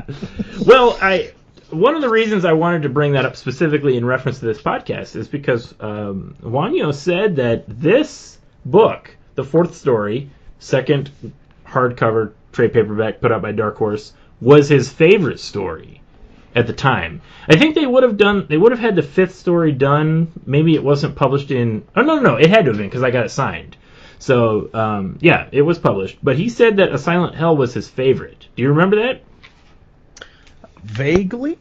I remember that because he talked about the art, and he talked about in the third story is when he switched over from ink pen to ink brush. And A Silent Hell was the first comic that he did that was entirely ink brush, and he was very happy with the way that turned out. I am too. Good job. Yeah. Can you guys tell the difference between the ink pen and ink brush? I can. Barely. I had to read it and then put my face right up against the artwork. Well, I know a brush has more personality. Yeah. When you ink with a brush. I know Ed knows a thing or two about ink pen and ink brush. It's something that he and I have gone back and forth on the Birdlander pages. Well, since I don't own the first volume, I can't compare at the moment. So I don't really yes. Well, I would recommend it something to look at. He talks about it, I think, a little bit in that. He does in the backup. Yeah. Mm-hmm. Yeah, I do remember him saying that. I asked him a question about influences on the story, if he was a big fan of classic film noir, and he was very enthusiastic to talk about the old Humphrey Bogart movies. Like he really liked Maltese Falcon, and what's The Big Sleep was another one. So, and I think that in reading... The Big Sleep is so overrated. I finally saw that movie. I was like, it's not... The Maltese Falcon is just priceless and gold, but The Big Sleep can't even hold a candle. Gabe, we are going to fight so hard the next time we meet in person. Well, much like our verbal fights, you will lose horribly. I don't know. I'm not a braggart, but... I am more confident than I used to be, but that's neither here nor there. I'm not a braggart, but I'm better than you in every quantifiable way. But yes, I did ask him about that. There was one other thing that I specifically remembered that was really funny about the panel was that somebody had asked him about a Blacksad film adaptation, and he had mentioned that there had been one in the works kind of for a long time. Like I think he had said that he would like to see an animated film, but that just was not very likely to get, to do an animated film. There were more people licensing the rights for a live action film. Do you remember, Gabe, anything that he had said about the various film versions that had been through the works? The closest one to getting greenlit, he said, would officially never happen because he just wouldn't let it. Right. It was, I can't remember his name, but the director of The Fifth Element. No. You're mixing it up. I'm mixing it up? Yeah, you're mixing it up. He said, somebody asked him about Luc Besson, about how he felt about Luc Besson, and he basically was just, no. He did not like Luc Besson. And that was pretty much the end. He wouldn't really go into details. He just said he didn't like Luc Besson. He wouldn't want Luc Besson to touch his comic. And... Well, hold on. Here's the story that I remember. Okay. Luc Besson, is that his name? He said that he took a meeting with the guy, and what he wanted was to make Blacksad set up so that it's on Earth. It's an alternate reality of Earth. What happened was humanity had wiped itself out, and so the animals had all evolved somehow, and now they were just replaying human history all over again, and that's the world of Blacksad. Why does that sound familiar? Because that's what happened. That's the story he told us. No, I just...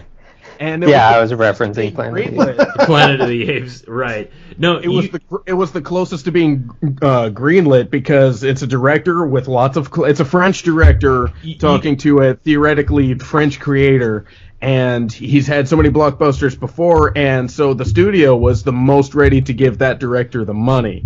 And Juanjo just said no a million times and go F yourself. I thought you were going to say that it was going to be in the same universe as Fifth Element or something. Well, Gabe is a little incorrect. I'm going to correct him here. You are correct in that story that he told. That was the closest a film adaptation got made. This was his pitch, but it was not Luc Besson. It was Alexandre Aja, the director of Piranha 3D. Oh. And yeah. Because he made a joke about that. He was just like, he's like, you would have only heard of this guy from the movie Piranha 3D, and it was not he was not impressed by this guy's credits. And this was his idea. Alexandra's idea was that it would take place in the future after humanity had nuked itself to death, and all of the animals, due to radiation, had become anthropomorphic humans. Sort of like Jack Kirby's Commandi, or Planet of the Apes, which also Jack Kirby was ripping off of. But so yeah, and then they were just reliving history. So it would be like in the far future, it was like 1950s America, but in the far future, because the animals were just redoing American history slowly, just naturally, I guess. I don't know. That was his big idea. Of course, it's a logical progression. It's as logical as anything else. Right. That was his thank big you idea. for saying that wasn't Luc Besson, because No. I'm like, please, it was like, that does not sound like Luc Besson. It was not Luc Besson. He told that story about Alexandre Aja, and he was not very impressed by it. And as Gabe did correctly say, it eventually never happened because he just could not agree with it. But somebody asked him a question, like, what do you think about Luc Besson? And I remember him very clearly basically saying, like, no. You're right. You're right. I remember that now. And yep. I suspect that because he probably feels that way. Maybe he doesn't like Luc Besson's movies. I don't know. I love The Fifth Element, and I love a couple of other Luc Besson movies. But I do know that there was some controversy between Luc Besson and Mobius, who worked on Fifth Element. And I think Mobius actually sued Luc Besson for copyright infringement for like taking too much imagery from Mobius's books, like the Ink Hall and stuff. Mm-hmm. And I'm not going to go into the full details, but I do know I wouldn't be surprised if that was the reason why Juanjo had just sort of a bad taste in his mouth toward Luc Besson. If like comic artists didn't trust him. Because I'm really looking forward to Valerian and the City of a Thousand Planets. I agree. I am looking forward to that. I will say, just as a tangent that might get cut out of this, Luc Besson, I'm kind of on the fence about him. Sometimes he makes great movies, and sometimes he makes really unwatchable movies. It's tough to say. I've seen some of his other films that are based off of comics, and they're not all great. What's funny is, especially at least with Fifth Element, I like Fifth Element a lot too. Oh yeah, love it. Yeah, I liked it a lot. I remember seeing it in the theater. I was probably 9 or 10, and I remember everyone else hating it. Yeah, and now 20 years later, like I hear people talking, nostalgically of, I remember the great Fifth Element, and I'm like. And it's weird to see that those shifts. I totally agree. So we want to get into like weird personal stories. I have a very, very vivid memory. I was in the 8th grade when the Fifth Element came out. That's just completely aging myself right there. And I'm not too worried about it because Ed's like 10 years older than me. But I remember when Fifth Element came out, and I saw the trailers for that, and I thought, that looks so cool.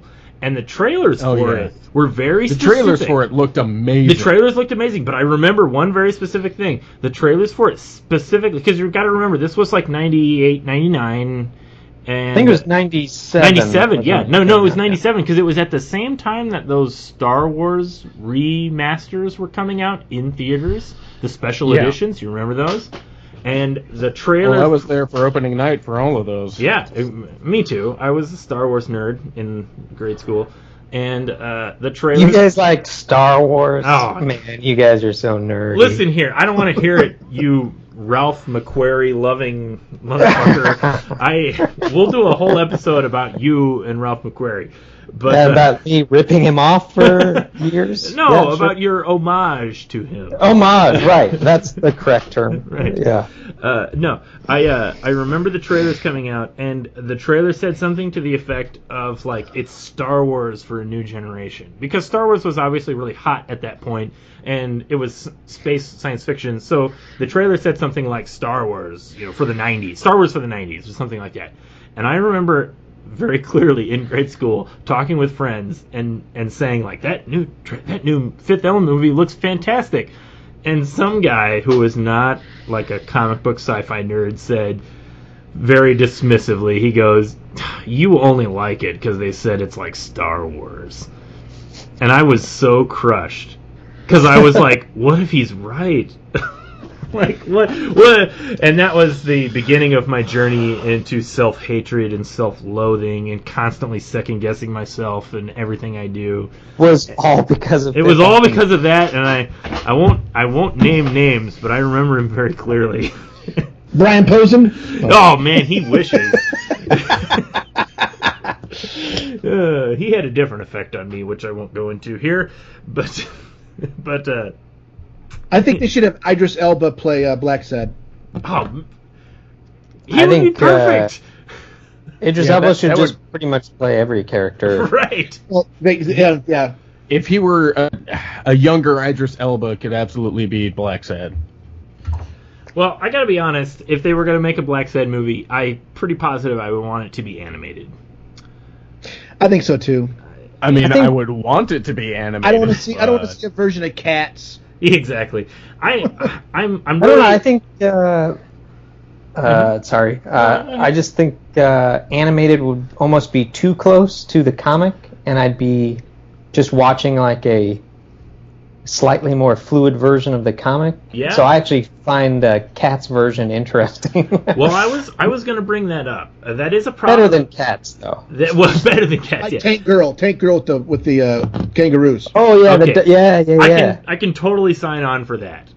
I was gonna actually agree with you, Levi. Part of the problem I have with animated versions based off of comics is that animation can never reach the full detail that a comic reaches. And so it'll always feel like a lesser version of the comic art.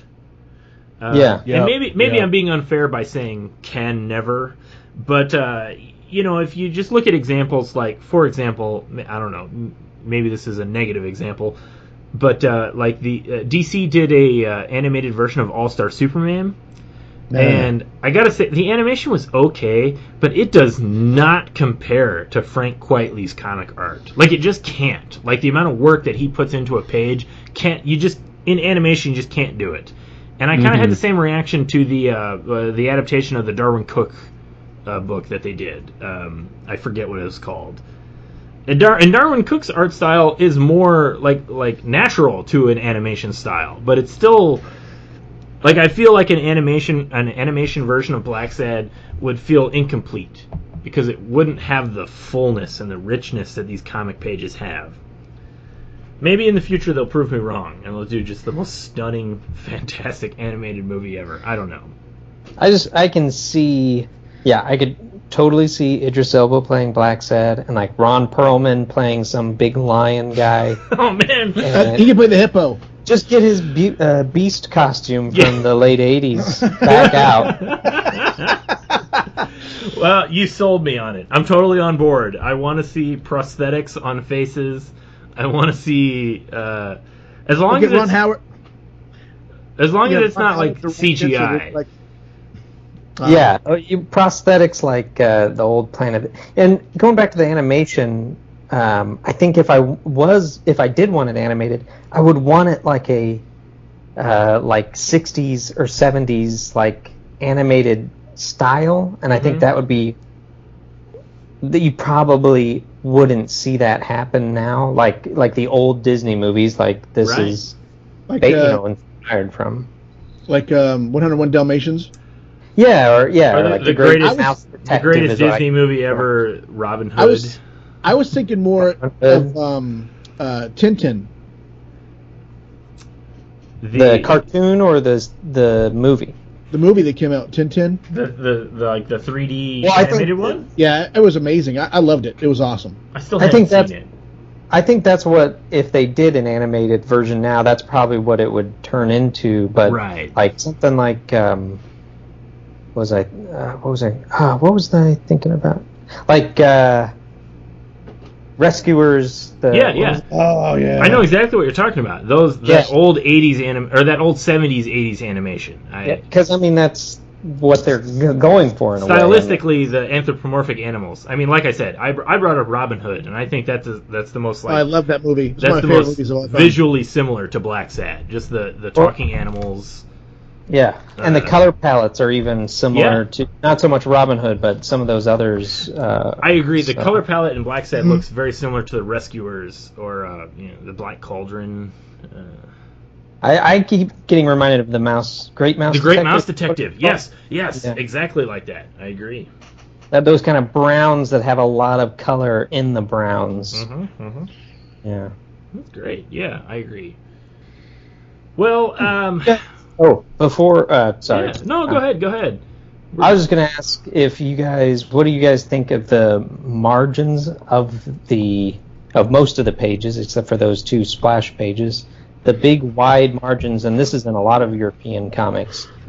What do you guys think about that? Do you think that adds kind of a classiness to it?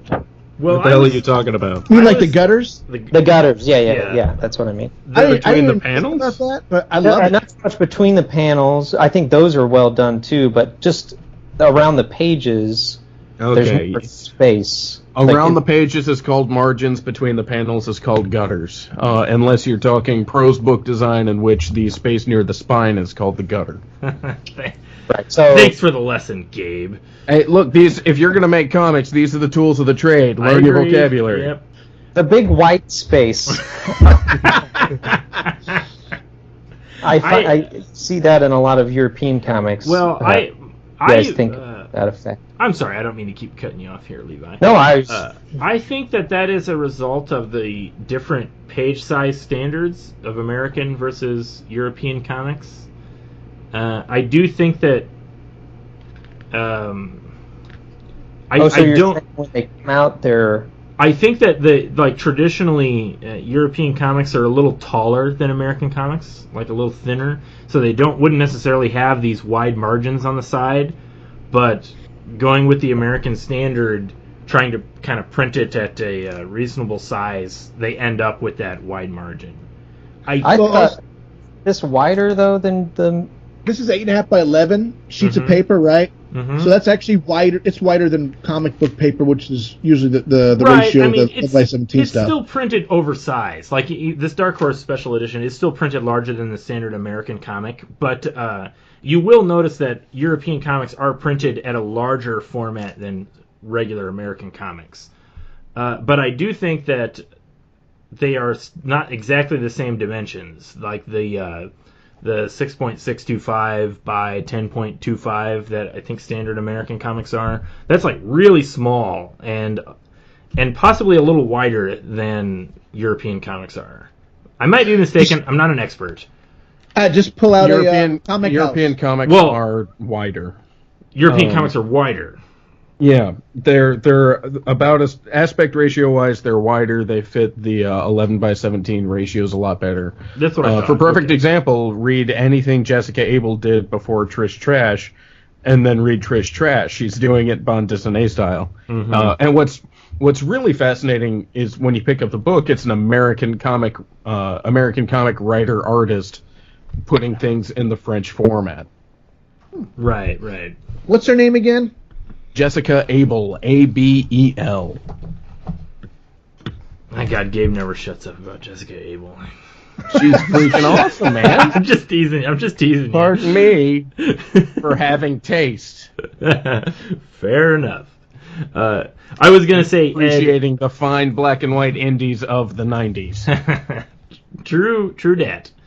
Ed was going to bring up... We've been doing some work for a British publisher, Comic House Anthology, and our book, The Troubleshooters, is in that. And that has been sort of tripping Ed up, I think. Maybe not. But its aspect ratio... Like all the trucks are lorries. Exactly. He can't keep up with all the definitions and the lingo. He took a torch into the lift in the boot of the lorry. But no, it's that book is it's a little thinner, I think, than standard American comics. But that might just be their choice as a British black and white publisher. I don't know. I understand what Gabe is saying, though. Gabe is correct. European comics, these French comics, usually are like more in tune with what Americans would call the magazine size than the traditional American comic size. And I personally am totally in favor of that, because more is better. I am fully agreed. Yeah. Especially because it allows for more, like, better control of the page. You can fit more... you can text. fit more text, more panels, and still kind of maintain the flow. It's not quite as comic vertical. Creators. I'm so sorry. No, it's okay. I just think like talking about like it being a wider format.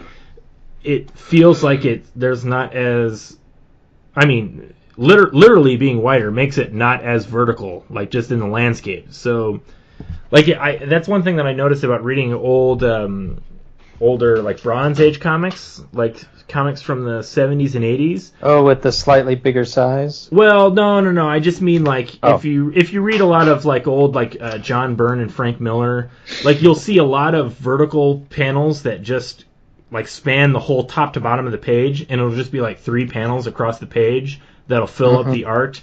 And I think that sort of comes from the layout of the page being ultimately more of a vertical rectangle rather than a little bit more squarish that you see in a European comic. Yeah, that's what I'm referring to there. What comic artists on a functional level don't seem to understand is the size of the page that's being reproduced puts a cap on how many words you can stick on your page. Yeah. Because you can only shrink your text so much before it becomes illegible. Right. Which is why comics text is usually all capital letters, because it shrinks so well. Mm-hmm. So if you have a bigger page, you can fit more information, text or otherwise. But the text is your actual cap on how much can go on the page. Yes. Drop the mic. I mean, I agree. I think we're kind of agreeing with each other. We get what we're saying here. I think we've gone as far as we can with this one. I think we have, and we're just about hitting our time. Actually, we've gone quite a bit, like almost an hour further than I promised Levi that we would go. We're fine. I'm okay. Well, I'm glad to hear that. But yeah, I think it's safe to say that we all really love this book. We've spent 2 hours talking about the book and how much we love it without really talking about the plot or the story. I think anybody who might be listening to this probably has no idea what the heck we're talking about. I just encourage you to read the book. Yeah, all they got was Nazi polar bears and and that's not even in this story. That's in the third one. If you ask me, the best one is the Cold War story. That's the best one. I love that one. Yeah, with the like the ex-Nazi owl scientist where he's in Vegas. Yeah. So good. That's all. And he creates a superhuman guy with a shield. No, Ed, I think you're getting your European and American comics mixed up. Hey, wait! When you did that Q&A with the artist, did you ask him who the mysterious guardian angel guy was? No, I didn't, and I have to say, you're really making me feel bad because I really wish I would have.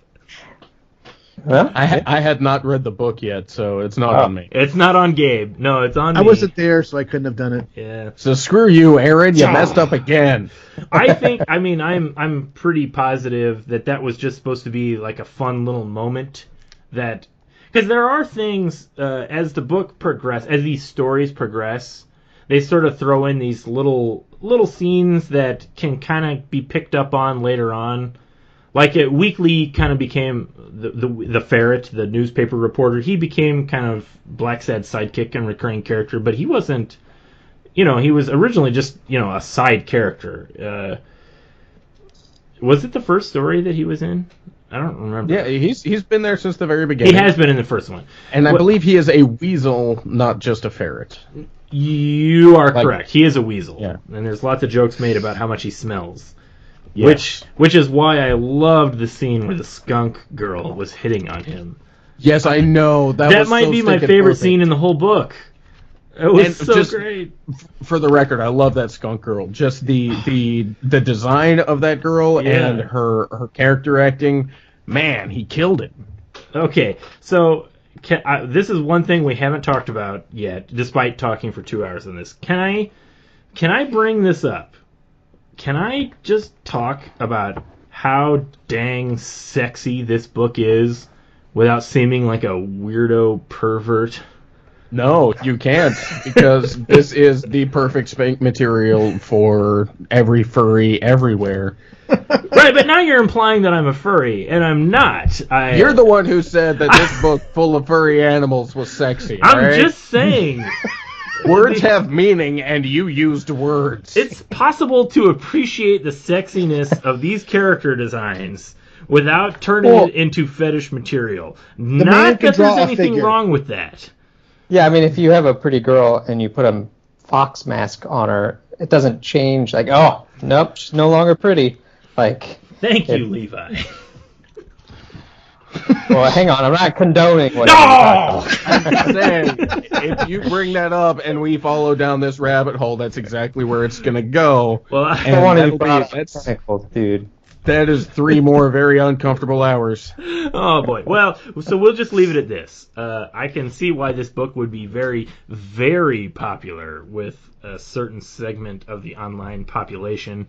But artistically, Juanjo's style is so beautiful. And he really, he captures... this is where I'm going to, sort of absolve and defend myself. He captures the sexiness of film noir. Because film noir is sexy, right? You understand that? True. Film noir is sexy. And he captures that sexiness of film noir, and he perfectly blends it with that Disney-style anthropomorphic characters. Where you look at a lot of these character designs, and it's just like, boy, this is what Disney wishes it could do, right?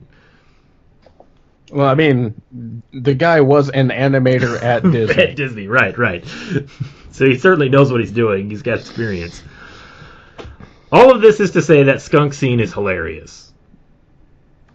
I'm gonna have to reread the skunk scene. I don't remember. It's where Weekly's at the bar and the skunk starts hitting on him, and the skunk knows who he is. Like, she recognizes his name. He's a journalist for the Weekly Reporter, and he's thinking he's going to get some action, and then he overhears 2 characters talking. Yeah. It's the perfect cock block for comedy situation. Yeah. Because, of course, a skunk is the only person in the world who will withstand proximity to him. Right. I'm looking at the... I have the book in front of me, so I've been flipping back and forth when we were talking about stuff. Mm-hmm. In the last panel, when he runs off, it shows her sitting there, and I just noticed this just now. She has the horrible little burned smoke come out of the top of her head. Yeah, she's squigglies coming out. Yeah, she's like she's not getting any. Yeah, she's the one who's upset. It's such a great panel. But it's a recurring joke through this story, because the recurring joke is that Weekly is so committed to this case, because there's a scene earlier where he's in the brothel, and all the girls are kind of trying to make with him, and he's just like, I'm on duty, and they think he's a cop, and he's like, no, I got a job to do, and he has that line where he's like, you can bet I won't get any credit for this either, Yes. He's because the part that impressed me about that scene artistically the most was that pig. You could see part of her areola popping out of his shirt, and I was like. And that happened in 2 panels. That wasn't a mistake. Right. Yeah, okay, so I'm not the only pervert No. It was no. See, it's very realistic because the pig character's a big girl with a big girl's figure, and man, slinky outfits don't stay on right. right. It was a great scene. Yes. Okay. No, pardon the pun. That was the least tittillating part of the book for me. I was just like, that's some realism right there. It is well realism, done. though. Yeah. Well, I was thinking, about shouldn't the plight it be of big girls who can't find anything that fits. I was thinking, I remember at that panel, shouldn't there be 6 of them? Or They're 8? I don't know. They're anthropomorphic, not realistic. That's the Total Recall Shouldn't version. she also not be talking? Exactly. Well, I suppose that's true. But- yeah, now that you point it out, I just realized it. Now that you said the dickest thing at all tonight. But that is a point, talking about stylistically about this book. Just kind of keep reiterating this point, how perfectly it captures that film noir. And it is like it's not even though it's talking animals, it's not a talking animals book for kids, per se. Even though it's pretty exciting, it's pretty action-packed, but it has that... This just sounds like a dumb American thing to say, but it just has that European sensibility where it's not, it's got no problem just showing a tit here or there, where Americans would freak out about that. Not this American. I like the titties. Oh, boo, Ed. It has very Watership Down, Yeah. I actually kind of forget that they are animals as I'm reading. Like, Yeah. Well, or the scene where the new mom is breastfeeding her newborn child. I was just about it's to not bring a that thing. up. Yeah. That's not a thing. I was going to bring that up. The way it just casually deals with that. yeah, I don't think I even thought about that. How did they let that into this country? Right. Well, Exactly. and his character design's it's like, oh yeah, that guy's a pig and that guy's a bull. That makes sense. And there's a logic to the character designs that you don't even second guess what kind of animals it's an old they are. Will Eisner trick is everyone you meet think of what animal they would be, and magically they become easier to draw. Yeah. I was hesitant to bring that up because that is something I know I've talked about this before. I can't remember in what context or who with, but one of the things I like about using animals in fiction, especially talking animal like anthropomorphic stories, is the way you can convey a large amount of information in a short amount of space, and that's one of the real true strengths of comics. It's a talking shit. I'm so sorry. Hold on. There we go. It's a talking archetype. Yes, and Blacksad utilizes that perfectly. Every single character, the animal that they are, is representative of their nature, of like who they are, and you totally get a sense of what type of personality the character is based off of what the animal is. The two heavyweight boxers in the very first one are a gorilla and a wild boar. Yeah. The police chief is a canine dog. Things like that, and like Weekly, he's a weasel. He's literally he's a weasel, and he's a little Weasley journalist. And polar bears are Nazis. Yes, which we all naturally, know is true. They're White pure supremacist. white supremacists. Yes, exactly. But also, no, go as ahead.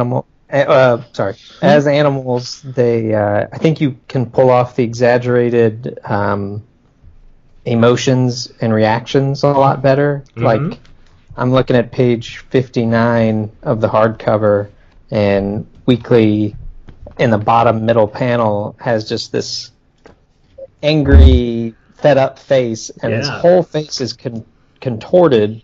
But if you had, I don't know, Storm from X-Men doing that face, it would look, weird. Mm-hmm. Or any even a more comparable character, human character, it would just look weird.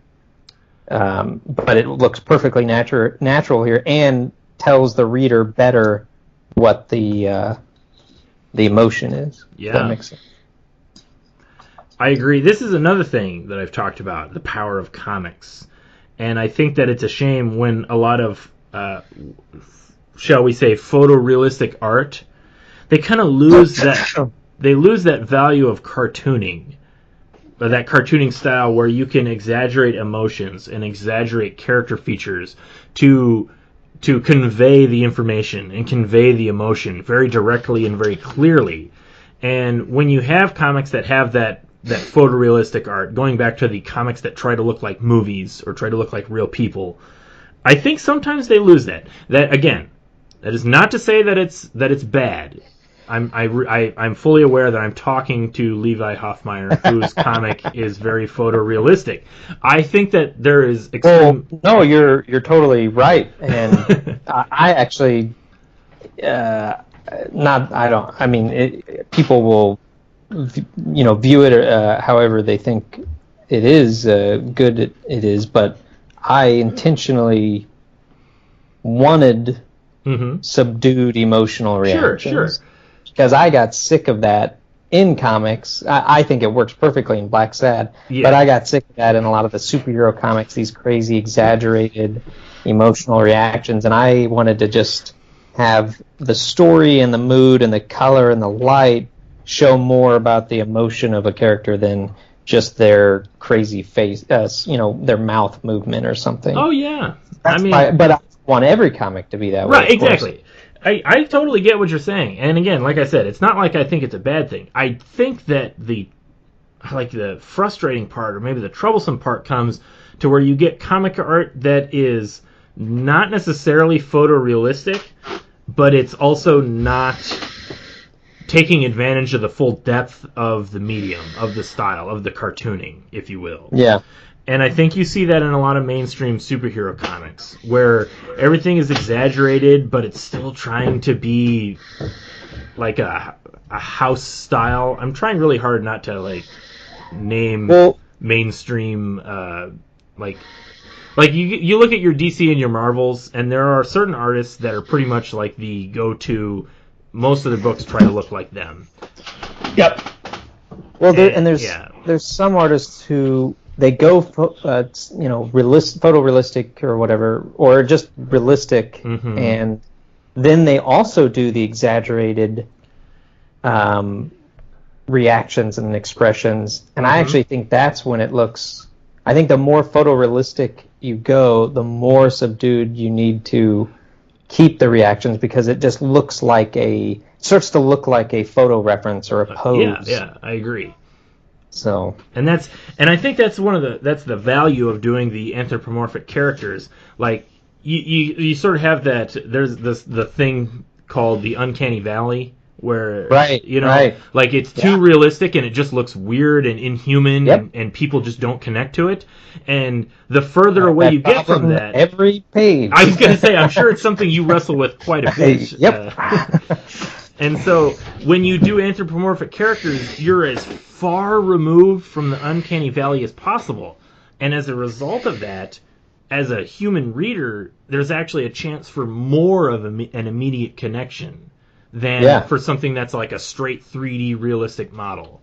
Oh, for sure. I mean, I really want to make like a talking mouse fantasy comic next. So, all right. Well, I'm writing that down, Levi. You and I are going to do a talking mouse animal comic at some point. Don't do mouse. Do something else. Yeah, I was. There's a few too many mice. There's too many mice. All right, I got an idea about like a dark American fantasy with a kid that turns into a were hamster. I'm gonna take that one to you, Levi. Now, is this a human-sized hamster or? I haven't thought it out that clearly. We'll work out the details later. But so he's all right. He's a badass unless he runs into a water wheel, right? right. Or maybe that's how he solves all of the problems. He finds some type of wheel he could spin. Oh, brilliant! This is how comics happen, people. Just shooting the breeze for 2 hours about Blacksad, and then bam, you have a comic. to go back to your about the cartooning part aspect, I kind of went the opposite way that Levi did, because when we first started out with Birdlander, I wanted to be all photorealistic as much as possible. Mm-hmm. And the farther we got into it, the more I wanted to drift more towards the cartoony side, because the facial expressions and reactions and the characterization and acting for the characters was a lot easier to do and convey with a more cartoonic level than it was to try to draw it photorealistic, especially since I don't use any references. Yeah. Oh yeah. I'm 3 years in. I'm punching my monitor pretty much every day. So. What issue are you on Mayflower? So the 24 pages of issue 4 is complete, but this could become a whole podcast if I talk about this. But I tell you what, I made some decisions, and it's now longer. I was going to say you can keep it short, Levi. We'll do a full episode where you and I can just talk about your art. Or you guys are going to do a full episode of Mayflower and just not invite me and just talk about how photorealistic comics. We might be. I'll have Gabe and Ed sit in judgment. Photorealism, huh? I don't know. Gabe and I would just sit with our arms crossed the whole time and not talk. But is it Gabe is physically incapable of not talking, especially when he's being judgmental. That's true. It's very true. All right, I lied. Me too. I'm not judgmental. I'm just incapable of not talking. Trust me. I talk to Ed like every day. That is true. That is so true. But I think we're going to wrap up this episode. We are over 2 hours deep into our loose discussion. Hopefully you can edit it into 20 minutes. I can edit it down a little. Hey, I worked a miracle with that Eltingville Club comic podcast. I'll work a miracle with this one. But I want to say, do you have any last words you want to say about the book? I'll give you each a chance. I will go and just say, I love this comic so much. Like it might be one of my favorite comics ever made, honestly. Like, it's so beautiful. It's so good. I love film noir, so, like, as a genre, it just totally lines up with the kinds of stories I like reading, and it is truly a one-of-a-kind comic. Anybody else want to jump in on that? I will. You mentioned the sexiness of it. I think the watercolor is sexy, because I'm a traditional media artist, illustrator. Mm-hmm. An illustrator in me just absolutely loves that it was actually all traditional media except for the pinstripes in that suit. Mm-hmm. I cried a little. But just because it was the watercolor to me made it so sexy. This book is so slick. Mm-hmm. I mean, I almost wish that every comic was like this, because I'm like, I would actually have a bookshelf of actually comics instead of the 2 boxes I have of comics from the 90s and 80s. Right. I don't even think so. But yeah, it's a fantastic comic. I like it. Good. Yeah. Any criticism I've had of the comic is like basically compared to the comics medium as a whole is nothing. Yes. And, yeah. The thing that really hits me over the head, especially when I first picked up the first one, was just the presentation. I just even if that's Dark Horse, but obviously a lot of it is the artist, but just from the opening pages to the first pages to how they show the cover and stuff. Some like my Secret Wars Marvel trade is got like size 58 font for all the credits, and the cover's got weird like 90s Photoshop backgrounds behind it, and just that clean professional aspect of presentation of Blacksad really hit me over the head, and my brain said, oh, this is what like a comic book can be, and so it's really inspiring. Yes, I agree. Yeah. Gabe, any final words? Great book. Find it, read it. Read every single Blacksad you can get, because even their shitty story is still one of the most incredible comics you'll read. It really is, yes. Again, echoing... The shittiest one is Amarillo, just saying that. I save it for the next podcast, Gabe. Amarillo is the first Blacksad book that I owned. The others I read from a library, and it's the worst story-wise, and it's still just one of the best. It was one of the best comics on my shelf, period. Agreed. Like, to say it's like, oh, this caviar is the worst caviar I've ever had. I agree. It is. I don't like that one as much as all the previous stories, but it's still fantastic. It's still just a great book, and is still head and shoulders above the average comic book. All right. I think that's going to end it. I want to thank you guys so much for doing this for me and going as long as we did. I know I had told you all like an hour, and here we are 2.5 hours into our discussion. Thank you. Thank you again for doing this. Anybody listening? Yeah. Anybody listening out there, thank you for listening. My name is Aaron Walther. You can find new episodes of this podcast at comicdna.podbean.com. You can also find us on YouTube, Comic DNA channel on YouTube. And you can find me on Facebook. I'm Aaron Walther on Facebook, and I am on Twitter at AAWALTHER on Twitter. AA Walther on Twitter. Let's just go down the line. I want you guys to put out a little credits for you. Where can they find you? Gabe, where does everybody find your stuff? Hey, I'm Gabe. Thanks for listening to me ramble. The best place to look at my stuff is on Instagram at Gabe Dunston Draws. GabeDunstonDraws. All right. Ed, you want to lay out where people can find your stuff? Hello, I'm Ed Bickford, and you can find me at www.edbickford.com. Yeah, talented. Or Facebook. I'm on Facebook, and I'm also under as Edwin Bickford on Twitter, and I think Edward Bickford Illustration on Instagram. And don't forget to read Ed's book, The Birdlander, at www.thebirdlander.com.